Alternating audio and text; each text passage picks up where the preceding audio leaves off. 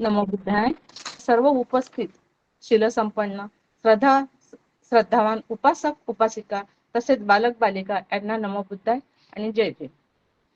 कार्यक्रमाला सुरुवात करण्या अगोदर सर्वप्रथम आपण 3 रत्नाचे अनुसरण करूया. त्यासाठी मी सर्वांच्या वतीने आदरणीय निलिमा गणविरे मॅडम यांना विनंती करते की त्यांनी त्रिसरणाचे अनुसरण करावे. नमो तस्स भगवतो अरहतो सम्मा संबुद्धास्स. नमो तस्स भगवतो अरहतो सम्मा संबुद्धास्स. नमो तस्स भगवतो अरहतो सम्मा संबुद्धास्स. बुद्धं शरणं गच्छामि, धम्मं शरणं गच्छामि, संघं शरणं गच्छामि, द्वितीयंपि बुद्धं शरणं गच्छामि, द्वितीयंपि धम्मं शरणं गच्छामि, द्वितीयंपि संघं शरणं गच्छामि, तृतीयंपि बुद्धं शरणं गच्छामि, तृतीयंपि धम्मं शरणं गच्छामि, तृतीयंपि संघं शरणं गच्छामि. साधु साधु साधु. साधू साधू साधू. खूप छान त्रिशरण घेतला निलिमा मॅडम. आज आपण इथे या मालिकेचे 51 पुष्प घेऊन आलेलो आहोत. तेव्हा सर्वांच्या वतीने मी सिद्धार्थ लबाने सरांना विनंती करते की त्यांनी 87 मंगल जातक वर्णना, 119 मधील 9 अकाल राग विजातक वर्णना याविषयी आम्हाला मार्गदर्शन करावे. Thank you ma'am. सर्वांना नमो बुद्धाय, जय भीम. सर्वप्रथम धम्मसाकाच्या टीमचं पुन्हा एकदा अभिनंदन, स्वागत.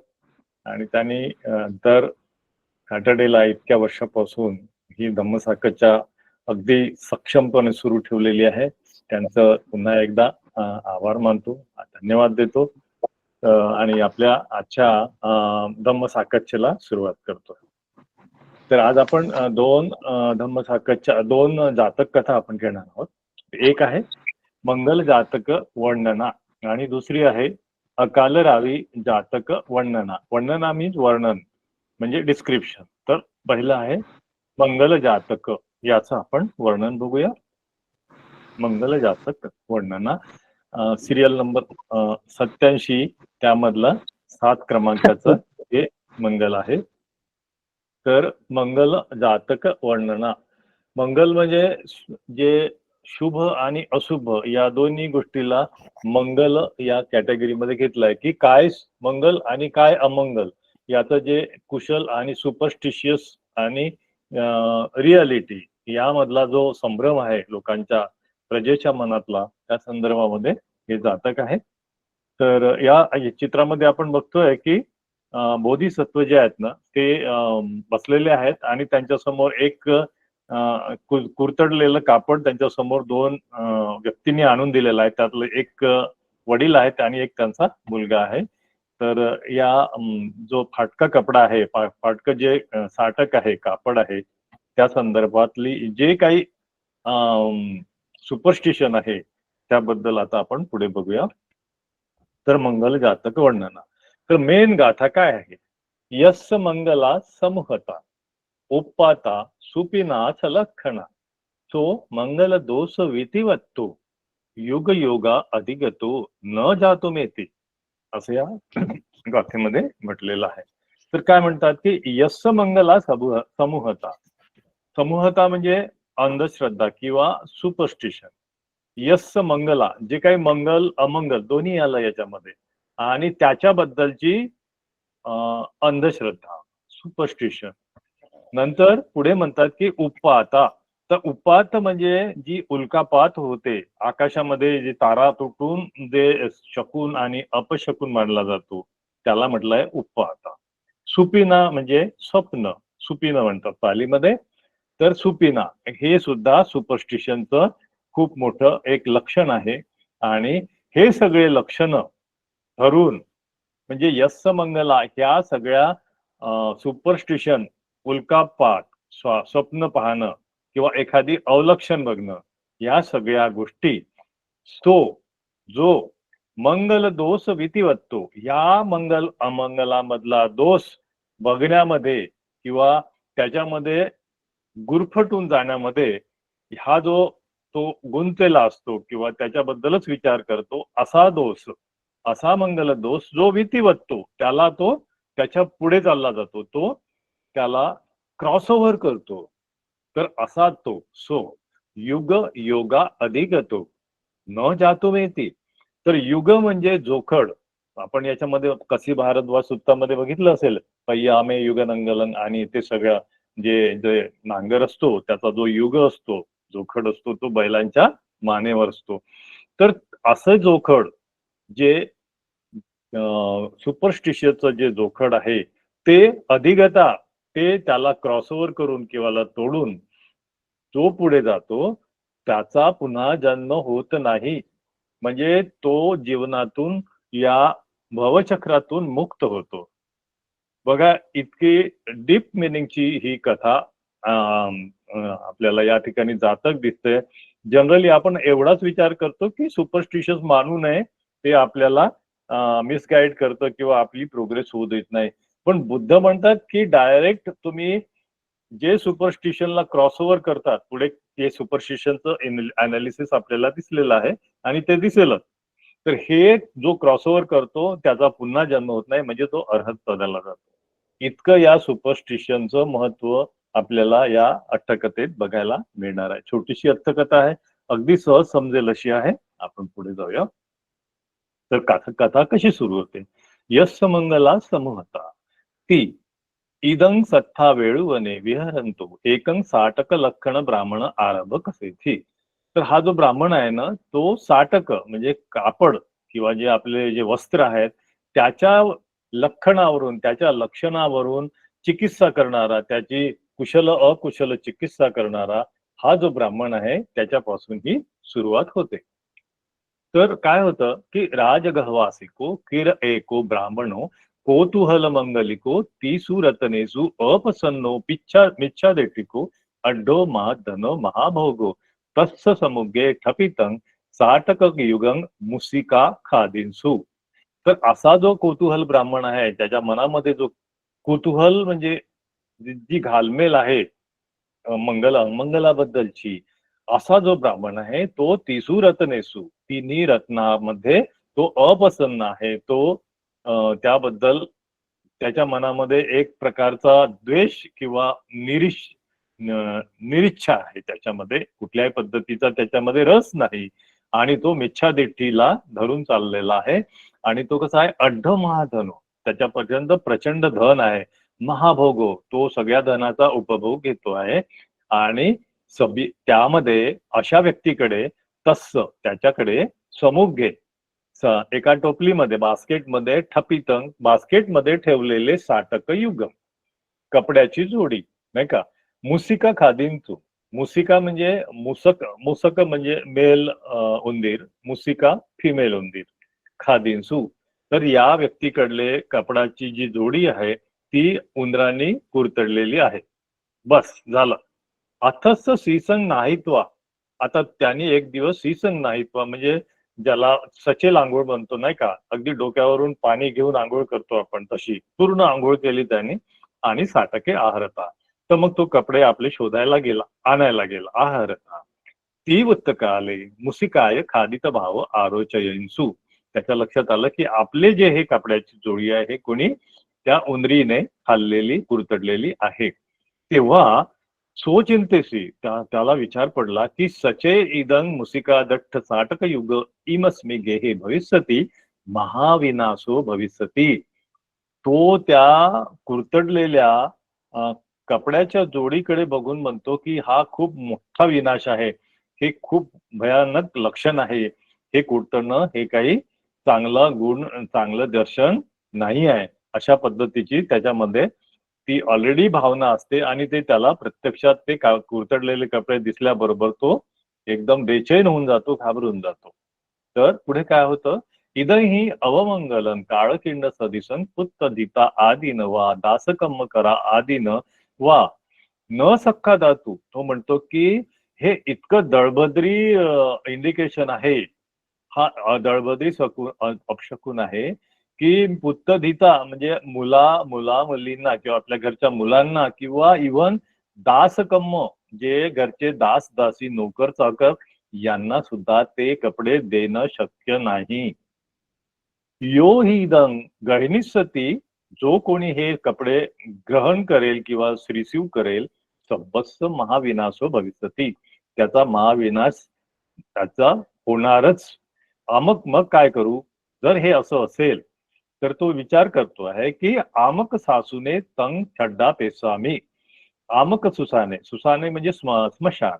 आमक सुसाने म्हणजे ज्या ठिकाणी जे प्रेत आहेत ते जाळली नाही जात, ते नुसती फेकून दिलेली जातात. सॉरी. तर आमक सुसाने, तर तो जो ब्राह्मण ठरवतो की या कुरतडलेल्या कपड्यांना मी काय करेल, मग इथे फेकून दिलं पाहिजे आमक सुसानामध्ये, स्मशानामध्ये. नको पण सक्का दास कम्म आरी करा आदिनं हत्ते धातू, म्हणजे दासी लोकांच्या किंवा नोकर चाकरांच्या हाती सुद्धा ते पडायला नको, इतकं ते भयानक आहे. तेही एथंग लोभंग उपादेत्वा इमंग हेत्वा विनाश पापुनेयू. त्यांच्या हाती जर पडलं माझ्या नोकऱ्या चाकऱ्यांच्या, जरी हे फाटकं असलं तर त्यांच्यामध्ये लोभंग उत्पादेत्वा, त्यांच्यामध्ये लोभ उत्पन्न होईल आणि ते घेऊन टाकतील आणि त्यांचा विनाश होईल. तर मी काय करतो, पुत्तस्स तंग हत्ते दस्सामी, मी ते काय करतो माझ्या पुत्राकडे ते देऊन टाकतो. दस्सामी देऊन टाकणार.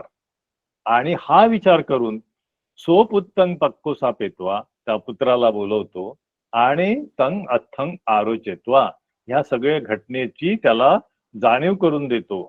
तम अथंग, त्या हे जे सगळं चाललेलं आहे त्याची स्पष्टीकरण देतो. आरोचेस्वा, आणि मग काय म्हणतो त्याला, त्वम पिनंग तातंग, मुला हे तू सुद्धा नाही, हत्तेनं ह पुसित्वा दंडकेनं गहेत्वा, तू त्याला हात लावायचा नाही त्या कपड्यांना, दंडकेनं गहेत्वा, त्या काठीला तू असं अडकव आणि काय कर, आमक सुसाने छडेत्वा, त्या आमक स्मशानामध्ये जाऊन त्याला ते कपडे फेकून द्यायचे आणि सीसन नाहीत्वा, मग पूर्ण तू डोक्यापर्यंत आंघोळ करून येई घरी यायचं. ही पेसेसी अशा पद्धतीने त्यांनी आपल्या मुलाला पाठवून दिलं त्यास कपडे घेऊन. तर मुलगा काय करतो आता, हे घडत असताना शास्ता काय करतात ते आधी बघूया. सत्थापि खो तंग दिवसंग पच्चुसमये बोधनेयेव बंधवे, बोधेनेयं बंधवे आलोकेंतो ई मैसंग पिता पुत्तानं सोतापत्ती फलच उपनिषयं दिसवा. मग त्याच्या लक्षात, बधांच्या लक्षात येतं की त्या दिवशी सकाळी जेव्हा ते अवलोकन करत असतात, अवलोकनते काय अवलोकन करत असतात की आज मी कोणाला बोधी प्राप्त होऊ शकते, मी कोणाला धम्म देऊ शकतो. तर त्यांच्या लक्षात येतं की हे पुत्र, तर हे स्वतः दोन पितापुत्र जे आहेत यांच्या देशनेसाठी, त्यांना मदत करण्यासाठी मी केलं पाहिजे. तर असा उपनिषयं दिसवा मिग विथी गहेत्वा मिग्ग लुद्धको वियगत्वा आमक सुसाने निसिदी छ बन्न बुद्ध रश्मियो विसर्जेंतो. तर ते काय करतात की ज्याप्रमाणे एखादा लुद्धक म्हणजे शिकारी, मिगल उद्धक म्हणजे मृगाचा किंवा हरणाचा शिकारी, जसा ह्या हरणाच्या मागे असा लपून लपून लपून लपून जातो, त्या पद्धतीने त्या मृगाच्या हरणाच्या मागोवा घेत घेत जातो, मिगविती गायत्वा, त्याप्रमाणे त्याप्रमाणे आमक सुसानद्वारे म्हणजे त्या आमक श्मशानाच्या द्वारावरती जाऊन बुद्ध बसतात.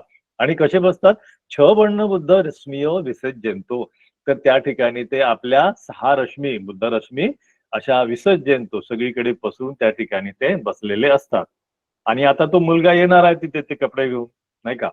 तर मानवोपी पितुवचनं संपठिचित्वा अजगर सप्पंग विय, तर तो जो मुलगा आहे त्या ब्राह्मणाचा वडिलांचं ऐकून काय करतो, अजगर सप्प, ज्याप्रमाणे आपण एका काठीवर मेलेला साप असा लटकवून अडकवून असा पुढे पुढे जातो, कारण वडिलांनी सांगितलं त्या कपड्यांना हात लावायचा नाही. तर अजगर सप्प बीज युग साटक, ते फाटके कुरतडलेले कपड्याची जोडी यठ्ठी कोठिया गायत्वा, काठीला अडकवून आमक सुसानंग द्वारंग पापुणी, ते तो मुलगा जो आहे तो त्या ठिकाणी त्या स्मशानाच्या जवळ दाराजवळ पोहोचलेला आहे. मग त्यावेळेस तिथे आता शास्त्रा बसलेले आहेत. अथनंग सत्ता, आता त्या ठिकाणी नंग सत्ता, नंग म्हणजे कोणाला, त्याला, त्या मुलाला म्हणतात. काय म्हणतात?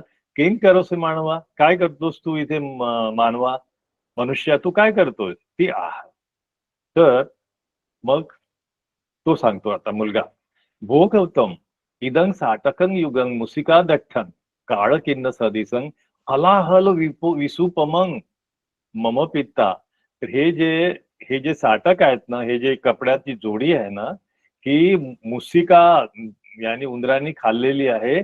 आणि हे काय आहे, दळभद्री आहे, दळभद्रीचं लक्षण आहे. आणि कसं आहे, हलाहल विसुपम, ज्याप्रमाणे हलाहल विष असते अशा पद्धतीची विसुपम, त्याची उपमा त्याला देता येईल, इतकं ते भयानक आहे. तर त्यामुळे मम पित्ता, माझ्या पितानी म्हटलेलं आहे की अय्यो एतं छड्डेतो लोभंग उपादेत्वा गणेया. तर हे अशा ठिकाणी तू सोडून ये की कोणाला हा यामध्ये उत्पन्न लोभ होणार नाही, अशा पद्धतीने हे सोडून ये, म्हणून मी इथे आलेलो आहे. भयेन मी मग पहिणी, म्हणून मी घाबरून अहम एतं छड्डेत्वा, मी आता हे या भयाने, या हलाहल विषयाच्या भयाने मी काय करतोय, इथं म्यहंग एतं, मी इथे छड्डेत्वा याला सोडून देतो आणि श्रीसंग नाही सामिती आगतो, मी इथे मी आंघोळ आंघोळ करणार आहे, इस्सामी, नाही का.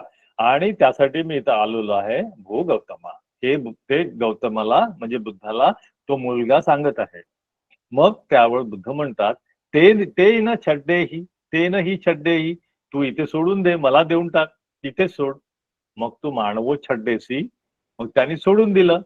मग सत्ता म्हणतो की आम्हा कंग इदानी वटती, दानी म्हणजे इदानी, म्हणजे आम्हाला हे कापड चालतील किंवा आम्हाला हे पाहिजे आहेत. तर असं म्हटल्यानंतर तसं सम्मुखावं गणी, मग त्यांना तसं सांगितल्यानंतर, समोरासमोर सांगितल्यानंतर ते कापड तिथल्या तिथेच त्यांनी घेऊन टाकले गणी. आणि पुढे म्हणाले की अवमंगल भो गौतम, आता हा मुलगा म्हणतोय, बुद्धाला घाबरवतोय, अवमंगल भो गौतम एतं काळकन्न सदिसंग माघणी, हे तुम्ही कपडे घेऊ नका, हे दळभद्री कपडे आहेत. ती तस्मी वारयमानेवं तंग हेत्वा वेळवना विको पायासी. तर असं म्हणून तो तिथून निघाला. हा जो मुलगा आहे, अरे घेऊ नका आणि तो तिथून निघून गेला की हे एकदम धोकादायक किंवा काळकिन्न दळभद्री कपडे नका घेऊ असा म्हणत तो वेळुवनाकडे निघाला. तर आता हा जो मानव आहे, तर हा जो मानव आहे आणि बुद्ध सुद्धा ते कपडे घेऊन निघालेले आहेत. हे मला वाटतं इथे एक असं आलेलं आहे की तस्मी वारण येऊन तंग हेत्वा वेळुवने. तर हे जे तस्मी वारण आहे म्हणजे बुद्ध सुद्धा आता हे ते कपडे घेऊन वेळुवनाकडे निघाले. तर पुढे काय होतं, मानवो वेगेनं गंतवा, आता तो मुलगा आहे वेगेनं गंतवा, तो कुठे चाललाय, पितू आरोग्यशी, आता तो वडिलांकडे गेलेला आहे. हा, आता बरोबर आहे की तो काय करतो, वडिलांकडे जातो आणि वडिलांना सांगतो, तात मया आमक सुसाने छड्डितं साटक युगं समणू गौतमो अम्हाकं वट्टती ती मया वार्य मानोपे गहेत्वा वेळुवन गतो. तर हा वडिलांना सांगतोय की तुम्ही दिलेले जे कपडे आहेत ना, फेकून दिलेले, तो समण गौतमाने ते घेतले आहेत आम्हाला पाहिजे म्हणून, अम्हाक वट्टती, आणि ते जे समण गौतम आहेत ते वार्य मानो अत्यंत वेगाने वेळुवनाला ऑलरेडी पोचलेले आहेत. आणि तेव्हा मग तो ब्राह्मण म्हणतो, ब्राह्मण चिंतेसी तंग साटकं युगं अवमंगलं काळ किन्न सदिसं तंग वळचेंतो समणोपी गौतमो नासी सती. आता श्रमण गौतमाचा नाश करेल हे कपडे. विहारोपी नासस्थिती, त्या विहाराचा सुद्धा नाश होईल. ततो अम्माकं गर्हा भविष्यती, आम्हाला सुद्धा यापासून खूप काही पाप मिळेल. का? कारण आमच्या कपड्यामुळे त्या शास्त्याला, बुद्धाला तो धोका निर्माण झालेला आहे. अशा पद्धतीची त्याच्यामध्ये भावना निर्माण होते. समनस्स गौतमस्स अय्ये बहु साटके दत्वा तंग कटापेसामी. तर मी काय केलं पाहिजे की श्रवण गौतमाला अय्ये बहु साटके, मी दुसरे छान छान कपडे देतो आणि ते सोडवून आणतो. छड्डा पेसामी, एक्सचेंज मध्ये, की बाबा ते फाटके कपडे ते जाऊ द्या, तुम्ही हे नवीन देतो मी तुम्हाला, ते कशाला घेतलेत तुम्ही, असं म्हणून मी आता वेळुवनामध्ये चाललोय. गेलं पाहिजे. सो साठ बहु साटके गहा पेतो. मग तो ब्राह्मण काय करतो, खूप सारे कापडे घेतो आणि पुत्तेन सद्दी, स्वतःच्या मुलाला घेऊन वेळुवन गंतवा थत्थारंग दिसवा एक मंत्र निठितो एवं आह. मग तिथे शास्ता दिसतातच त्याला. तर त्याला शास्त्राकडे जाऊन एकमंथन थितो तिथे उभे राहतात आणि ते दोघे बापले. आणि तो म्हणतो, सच्चन किरवो भो गौतम आमक सुसाने साटक युग गहिंतन ती, की हे खरं आहे का गौतमा, की तुम्ही आमक स्मशानामधून हे कपड्याची जोडी आणली घेतलेली आहे. तो बुद्ध म्हणतात, हो सच्च आहे, सच्च ब्राह्मणा. तर मग म्हणतात की भो गौतम तंग साठक युगं अवमंगलं तुम्हे तंग परिभुंजमाना नशिष्यतं सकल विहारोपी नशिष्यती सचेवो निवासन व पारुपनवा नप होती इमे साटके गहेत्वा तंग छड्डा पेत्वा. तर तेच आधीच सांगतात की याच्यामुळे तुम्हाला असा असा नाश होणार आहे, तर ते तुम्ही कापड सोडून द्या, मी दुसरे कापड देतो, ते तुम्ही घ्या. अथनंग सत्ता, सत्ता त्यांना म्हणाले, मयन ब्राह्मण पबजिता नाम, आम्ही कसे आहोत, आम्ही प्रबोधित झालेलो आहोत. अम्हाकं आमक सुसाने अंतर्वितीय संकार ठाणे नान तित्ते महामगेती एव रूपेसु ठाणेसु छड्डिता वा पतिता वा पिलोतिका वट्टती. आम्हाला आमक सुसाने म्हणजे स्मशानातलं कपडं राहो, की अंतर्वितीय संकारट ठाणे राहो म्हणजे कचऱ्याच्या ढिगावरचं राहो, की आंघोळीच्या ठिकाणाचं राहो, किंवा रस्त्यावर पडलेलं महामगेती राहो, आम्हाला कोणतंही कापड आणि पिलोतिका फाटक्या चिंध्या सुद्धा आम्हाला चालतात. त्वं पण इदान एवं एवलद्दिको न इदान एवलद्दिको पुब्बेपी एवलद्दिको एव होती. आता तू सुद्धा त्वं पण, तू सुद्धा ही जी एवलद्दिको जो आहे, म्हणजे आता जो हा जो प्रकार करतोय, पूर्वी सुद्धा तो प्रकार तू केलेला आहे. त्या ब्राह्मणाला सांगतात बुद्ध की ही काही पहिली वेळ नाही आहे. तू असा कपड्याच्या बाबतीमध्ये एवढ्या सगळ्या घाबरून त्याचे मंगल अमंगलासाठी इतक्या तू स्वतःचा हे करून घेतलाय, त्रागा करून घेतलाय, त्याची काही गरज नाही. पूर्वी त्याची तर काही गरज नाहीच, पण पूर्वी सुद्धा तू तसाच करायचा. आणि ती वत्वा तेन याचितो अतीत आहारी. मग अतीतामध्ये बुद्ध सांगतात की हे सगळं सांगून बुद्ध त्यांचं अतीत सांगतायत. तर आता इथे पूर्वीची कथा आली. अतीत मगध रठ्ठे, मगध राज्यामधली ही कथा झाली. यतीते मगर रठ्ठे मगध रठ्ठे राजगृह नगरे धम्मिको मगध राजा राज्य करेसी. हे माहिती आहे सगळ्यांना की तिथे मगध राजा धार्मिक राजा असतो, तो राज्य करत असतो. तदा बोधिसत्तो एकस्मी उदिच्च ब्राह्मण कुले निबतित्वा वियुतपत्तो ईसी पबज्जित्वा अभियाच समपत्तियाच निबतेत्वा हिमवंते वसमानो एकस्मी काले हिमवंतंतो निखमित्वा राजगृह नगरे राजय्यान पत्वा तद्वसित्वा द्वितीय दिवसे भिक्काचारस्थाय नगरन पविसी. तर त्या काळामध्ये मगध राजा असताना अतीत काळामध्ये त्या एका उदिच्च ब्राह्मण कुलामध्ये बोधिसत्वाचा जन्म होतो आणि तो जो बोधिसत्ता आहे तो हिमवंतामध्ये वास करत असतो आणि एकस्मिकाले तो काय करतो, राजगृह नगरेमध्ये परत येतो राजगृहामध्ये. आणि त्या राजगृहातल्या उय्यानामध्ये, राज उय्यानामध्ये पत्वा, तिथे येऊन वसित्वा, तिथे तो वास करतो. आणि दुसऱ्या दिवशी काय होतं, द्वितीय दिवसे भिक्काचार्य अथाय नगरन प्रविसी. मग दुसऱ्या दिवशी तो चारिका करायला तो बोधिसत्व त्या नगरामध्ये प्रवेश करत असतो. ठीक आहे. तर राजा तंग दिसवा.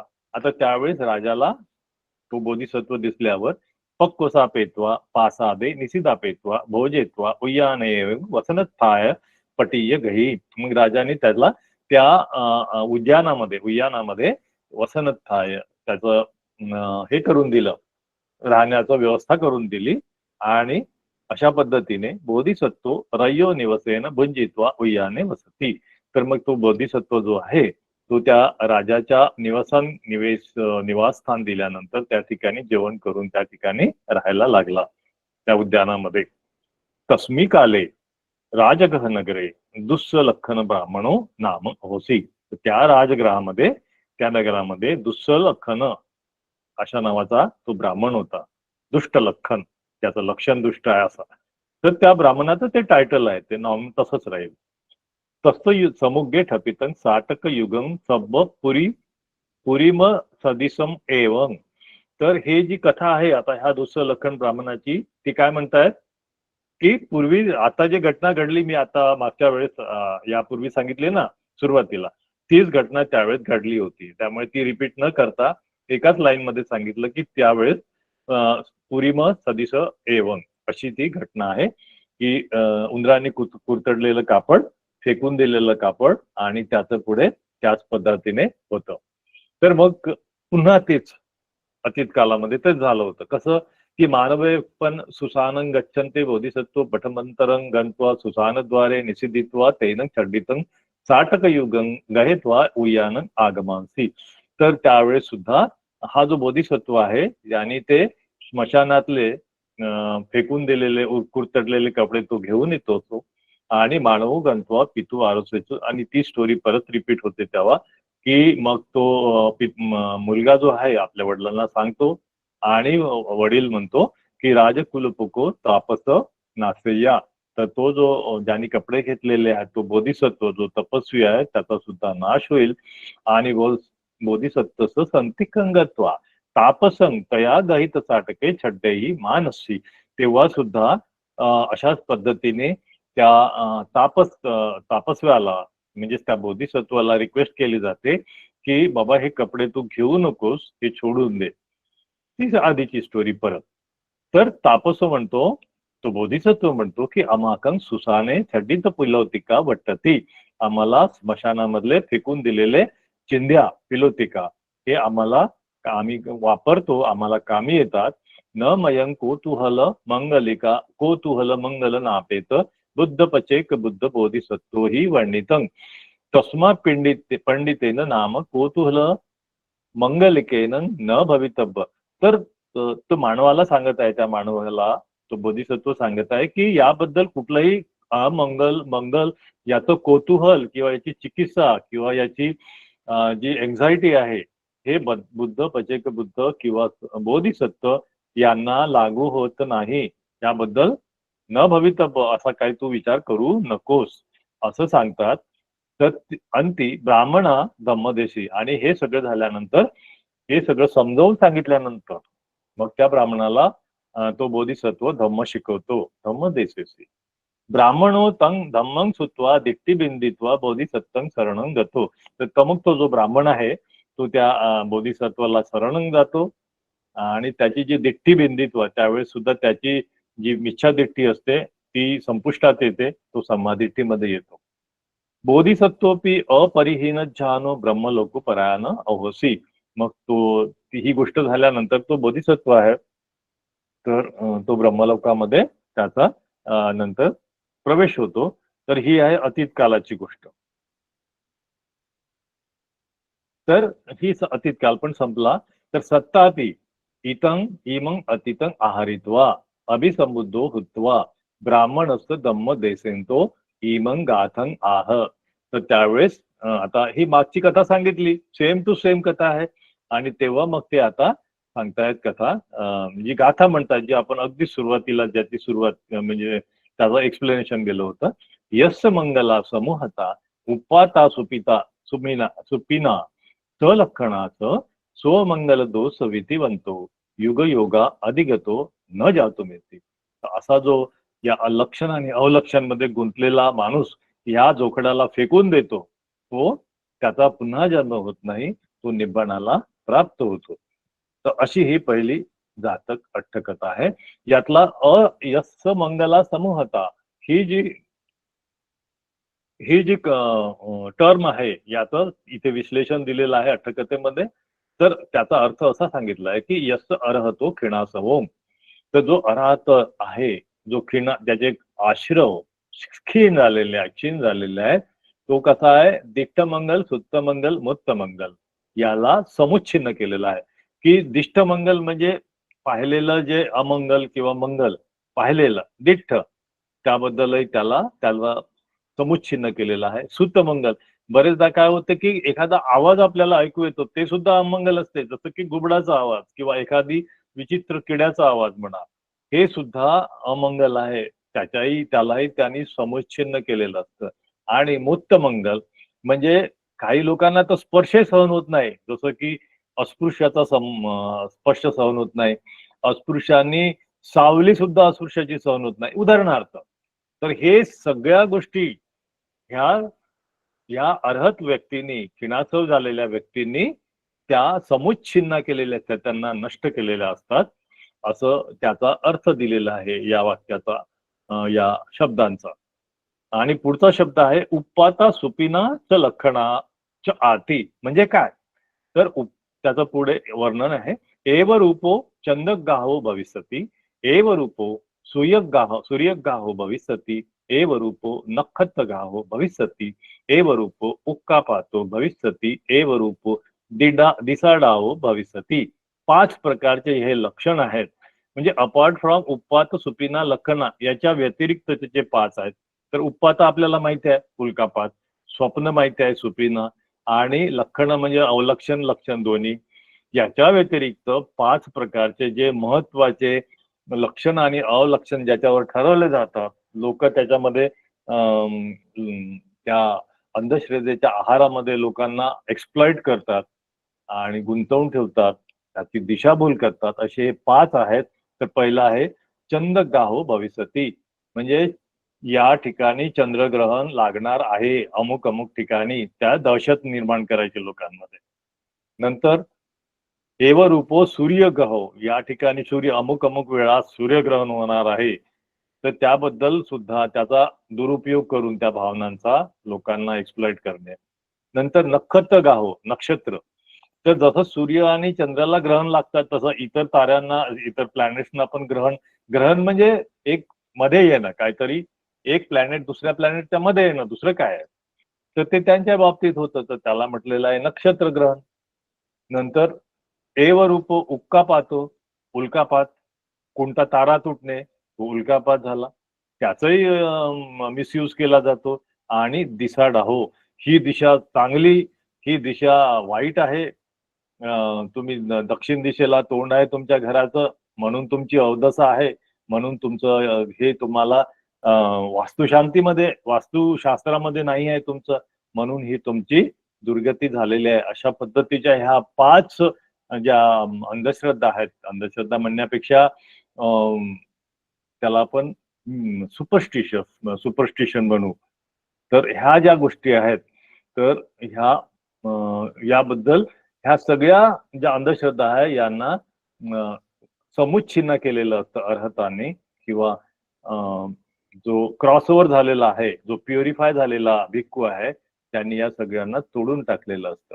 तर हे आता जे 5 अवलक्षण सांगितलेले आहेत, ज्याला मानलं जातं ते म्हणजे इमे पंच महाउप्पाता, नानपकारा सुपिना, नाना प्रकारचे स्वप्न, सुभग लक्षण, दुभग लक्षण, इत्थी लक्षण, पुरुष लक्षण, दासी लक्षण, म्हणजे एखादी स्त्री दिसली, एखादी विधवा स्त्री दिसली तर वाईट, हे एखादी चांगली स्त्री दिसली तर चांगली, एखादी घडा भरून डोक्यावर दिसलेली स्त्री दिसली तर खूप चांगलं लक्षण. तर पुरुष लक्षण, पुरुषाच्या बाबतीत ते, दाशीच्या बाबतीत ते, दास म्हणजे दासाच्या बाबतीत, असी लक्षण म्हणजे एक तलवार, असी म्हणजे तलवार, त्याचं वेगवेगळं लक्षण, हत्ती लक्षण, हत्ती सॉरी अस्य लक्षण घोडा, उसभ लक्षण बैल, आयुध लक्षण म्हणजे वेगवेगळे आयुध, शस्त्र, वत्थ लक्षण जे आपण बघितलं साटक फाटलेलं तर ते वस्त्राचं लक्षण, एवं आदि काही लक्षणानी इमेच दिट्टियाना यस्स समुता न एतेही उपाता आदिही अत्तनो मंगलवा अमंगल वा पच्चेती. तर हा जो खिणासव व्यक्ती असतो याला ह्या सगळी जी यादी वाचून दाखवलेली आहे याला याने क्रॉसओव्हर केलेलं असतं. तर याबद्दल एक सुत्त आहे ब्रह्मजाल सुत्त. त्यामध्ये बुद्धांनी हे याचे डिटेल्स म्हणजे टोटल 62 मिच्छादिट्टीचे जे हे अशा पद्धतीचे जे अवलक्षण आहेत त्याच्यावरती हे ब्राह्मण पोट भरतात. त्याला हीन दर्जाची कला म्हटलेलं आहे बुद्धांनी. त्याला कला म्हटलं, त्यांना नाकारलेलं नाही आहे की यावरून आपल्याला भविष्य सांगता येते नाही सांगता येते. ते सांगता येत असेल त्यांना, कदाचित ते लक्षणं बघून तसं होत असेल, पण बुद्ध म्हणतात की हे अत्यंत हीन दर्जाचं एक प्रकारचं उपजीविकेचं साधन आहे असं आपल्याला त्या सुत्तामध्ये बुद्धांनी सांगितलेलं दिसून येतं. तर तो आपण विषय बाजूला ठेवू. तर हे जे लक्षण आहेत हे सगळे बुद्धाच्या श्रावकांनी जो खिणासव झालेला त्यांनी क्रॉसओव्हर केलेले असतात. तर पुढे मंगल दोष या शब्दाचं डिस्क्रिप्शन आहे आणि मग या ठिकाणी ही गाथा संपते आहे. सो मंगल दोष वितिवत्तो सो खिणासवो सब मंगल दोषे वितिवत्तो अतिकंतो पजहित्वा ठेतो. तो सगळं अतिकंतो करतो म्हणजे क्रॉसओव्हर करतो. युग युगा अधिगतो याचा अर्थ सांगितला आहे की हे जे जोखड आहे तो त्याला फेकून दिलेलं असतं. त्याच्या 2-2 जोड्या दिलेल्या आहेत.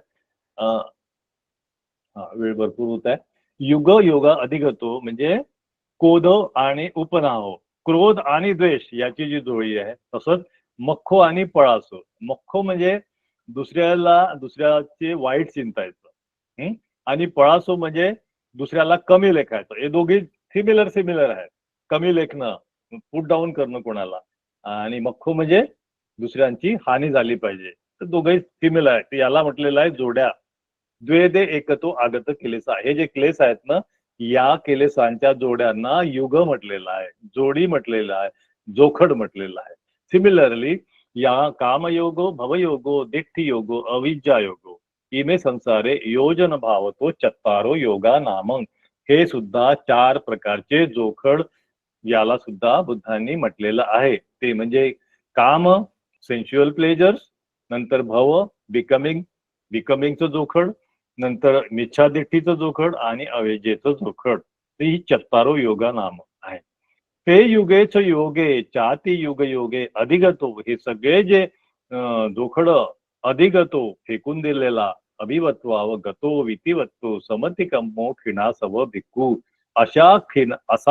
अशी क्वालिटी त्यांनी फेकून दिलेल्या आहेत जोखड, तो असतो खिणासव भिक्खू. त्याचे सगळे विकार, त्यांचे आश्रव सगळे क्षीण झालेले असतात.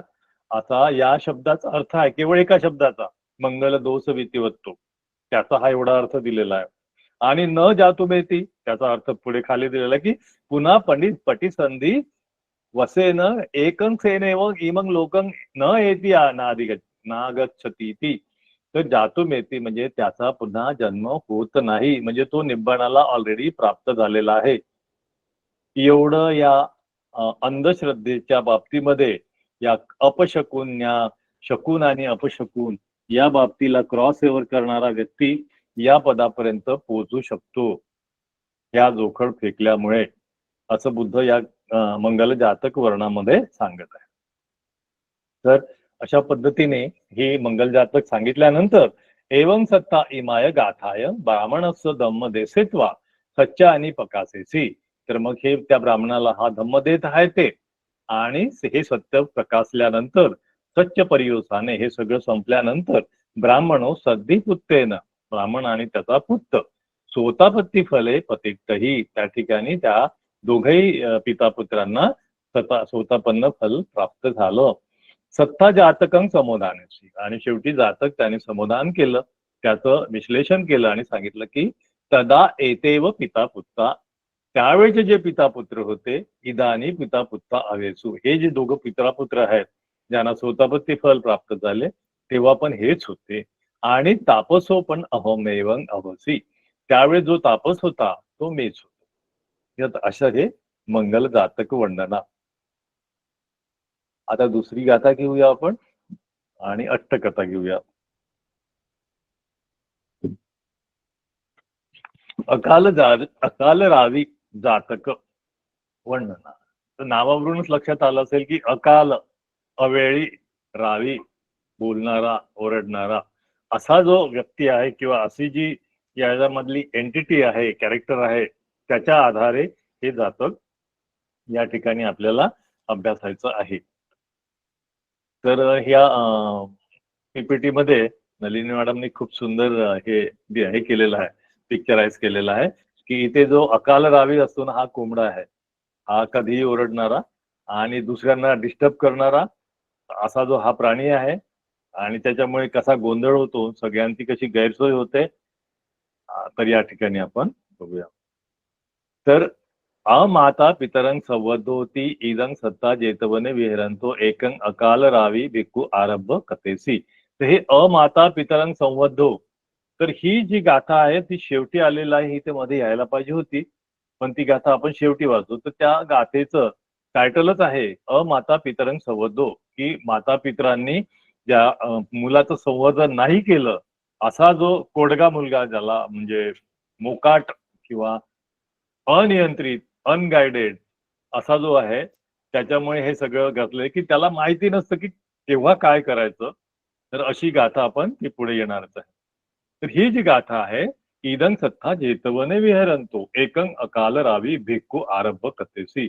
तो असाच एक अकाल रावी, केव्हाही ओरडणारा विचित्र भिक्खू, त्याच्यावरती या बाबतीत, त्या भिक्खूच्या बाबतीत ही कथा इथे आरंभ होते.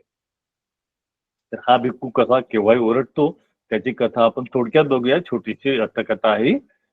सो किरण सावित्रीवासे कुलपुत्तो सासने पविजित्वा वत्तं वा सिक्खं वा न उघणी. आता हा जो प्रबजा घेतलेला जो श्रावस्तीवासी जो कुलपुत्र आहे, तो संघात तर आलेला आहे, प्रबजा तर घेतलेली आहे, पण त्याने कुठलंही शिक्षण अथवा कुठलीही कला किंवा धम्म याचा अभ्यास केलेला नाही आहे. हा फार विचित्र प्राणी आहे. तर हा विचित्र प्राणी काय म्हणतो की सो इमस्मी काले मयांग वतं कातब्ब, इमस्मी काले उपट्टादब्ब, इमस्मी काले उग्गहेतब्ब, इमस्मी काले सज्जाईतब्ब न जानाती. त्याला कोणत्या वेळेस काय करायचं, कोणत्या वेळेस उग्गहेत म्हणजे झोपेतून जागं व्हायचं, कोणत्या वेळेस झोपायचं, केव्हा अभ्यास करायचा, याचं काही म्हणजे त्या सोयरसूतकच नसतो. तो एकदमच रॅन्डम वागत असतो, हॅपी गो लकी.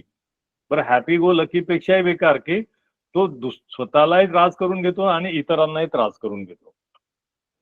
सो न जानाती, त्याला काही कळत नाही आणि माहिती नसतं. आणि प्रथम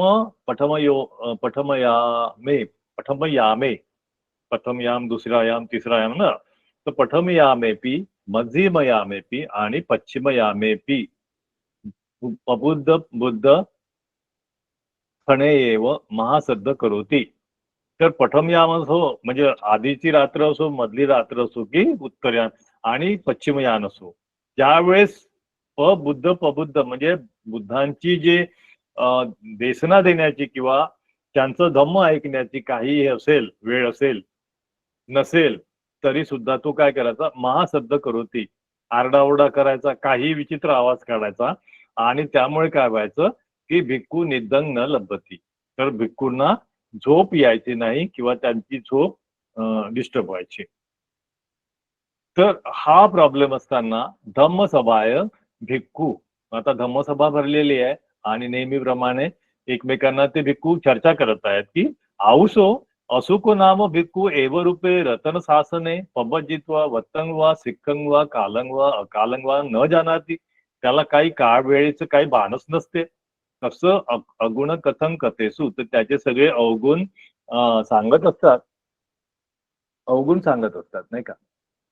अगुणं कथन कथेसू, तर सत्ता आगंत्वा, मग त्या ठिकाणी शास्त्रा येतात. त्यांचा प्रवेश झाल्यानंतर काय अर्थ भिक्खवे एतरी कथाय कथिसिन्ना, काय डिस्कशन करताय तुम्ही, त्यावेळेस ती पृच्छित्वा इमाय नामा, मग बुद्धाला ते सांगतात की आम्ही अशी अशी चर्चा करतो आहे. तर मग तेव्हा बुद्ध सांगतात न भिक्खवे इदान एवेस अकाल रावी, उभेबी अकाल रावी एव कालं कालं अजानन भावेन तो गिवाय वट्टिताय जीवित खय्य पत्तो. हा जो भिक्खू आहे ना, पूर्वी सुद्धा असाच वागायचा आणि ह्या अशा त्याच्या अजाणतेपणामुळे त्याची त्याची गिवा म्हणजे मान वट्टिताय, त्याची मान पिरगळली गेली आणि त्याच्यानंतर तो त्या याच्यामुळे मान पिरगळल्यामुळे तो मेला असं बुद्ध त्यांना सांगत आहेत. तो ऍक्च्युली कोंबडा असतो. तर पुढे बघूया. तर आता बुद्ध सांगत आहेत अतीत कथा, की हा माणूस आधी काय होता आणि तो कसा मारला गेला. अतीत वाराणसी ब्रह्मदत्ते रज्जंकारयन्त्वा बोधिसत्त्वो उद्दिश्य ब्राह्मण कुले निबद्धित्वा वयपत्तो सब्बपित्पेषु पारंगत्वा वाराणसी दिसा पामुख्यो आचार्य हुत्वा पंचसते मानवे शिप्पं वाचेती. तर काय होतं की ब्रह्मदत्ता राजा जो नेहमी आपल्या अतीत कथेमध्ये असतो, तर तेथे उदिच्य ब्राह्मण कुले त्यामध्ये एका उच्च कुळामध्ये त्या बोधिसत्वाचा जन्म झालेला आहे आणि तो त्याच्याकडे पंचसते मानवे 500 जे उपासक मानवे शिल्प वाचेती, त्या शिल्प किंवा त्यांची जी स्टडी आहे, जो अभ्यास आहे ते करत आहेत नाही का. ते संग मानवानं एको काल रावी अकुकुटो अथी. त्यांच्यासमोर त्यावेळेस तर काही घड्याळी नव्हते, अलार्म नव्हते, तर ते काय करायचे ही सुद्धा आपल्याला याच्यातून परंपरा दिसून येते की जो कोंबडा जो आहे, कुक्कुट जो आहे, त्यावेळेस सुद्धा त्याचा जो आरवण्याचा जो उपयोग आहे, एक अलार्मची अलार्म म्हणून त्यांचा वापर तेव्हा सुद्धा आपल्याला बुद्ध काळात सुद्धा किंवा त्या आधी सुद्धा करण्याचा या ठिकाणी आपल्याला उल्लेख दिसून येतो. तर ते संग मानव एको काल रावी कुक्कुटो अथी. त्यांचा एक कोंबडा होता. तरी तत्संग वसित सद्देन उठाय सिप्पं सिक्कती. तर त्यांनी कोंबड्यांनी भाग दिली म्हणजे आरवला की नंतर मग त्या पद्धतीने ते उठून आपला अभ्यास करायचे. तर तो कोंबडा बरोबर वेळेवरती करायचा, भाग द्यायचा. तर सो कालमकासी, मग तो मरण पावला. मग पुढे काय झालं, ते अय्यन कुक्कुट पर्यसंता चरंती. मग ते बाकीचे त्यांचे उपासक, त्यांचे जे शिष्य आहेत, त्यांनी शोधला दुसरा कोंबडा कुठे मिळतो का. त्यांना अलार्मची गरज होती. मग अथेको मानवको सुसान वने दारुणी उद्धरंतो एकं कुक्कुटं दिसवा आज आणित्वा पंजरे ठपित्वा पटी जगती. मग एका मानवाला काय झालं की सुसान वने, एका स्मशानामध्ये दारुणी उद्धरंतो, तो काड्या आणायला गेला असता त्या ठिकाणी एक त्याला कोंबडा दिसला. त्या कोंबड्याला आणून पंजरे ठपेत्वा, त्याला पिंजऱ्यात ठेवलं आणि त्याला जगवलं. त्याचं म्हणजे हे केलं, त्याचं संगोपन केलं, पटी जगती. आणि मग हा जो कोंबडा नव्याने आणलेला हा होता जंगली. त्याला काही हेच नव्हतं, ट्रेनिंगच नव्हतं किंवा काही कळतच नव्हतं. सो सुसाने वडितत्ता, तो आता तो स्मशानात वाढलेला जो कोंबडा आहे, असुक वेलाय नामंग वसितब्ब. या वेळात आपण वसितब्ब म्हणजे राहिलं पाहिजे किंवा निवास केला पाहिजे किंवा झोपलं पाहिजे. अजानंतो कदाचित अतिरक्तिं वसती कदाचित अरुण उगमने, म्हणजे सूर्योदयाच्या वेळेस, तर कधी अतिरात्री. याला कुठलंही काही सिक्वेन्स किंवा सिस्टीम त्याला माहिती नव्हती किंवा काय करायचं. मानव तस अतिरक्तिं वसित काले सिप्प सिक्खंता याव अरुण उगमना सिक्किंतु न शक्योती. तर निदायमाना गहितठानंपी न पसंती.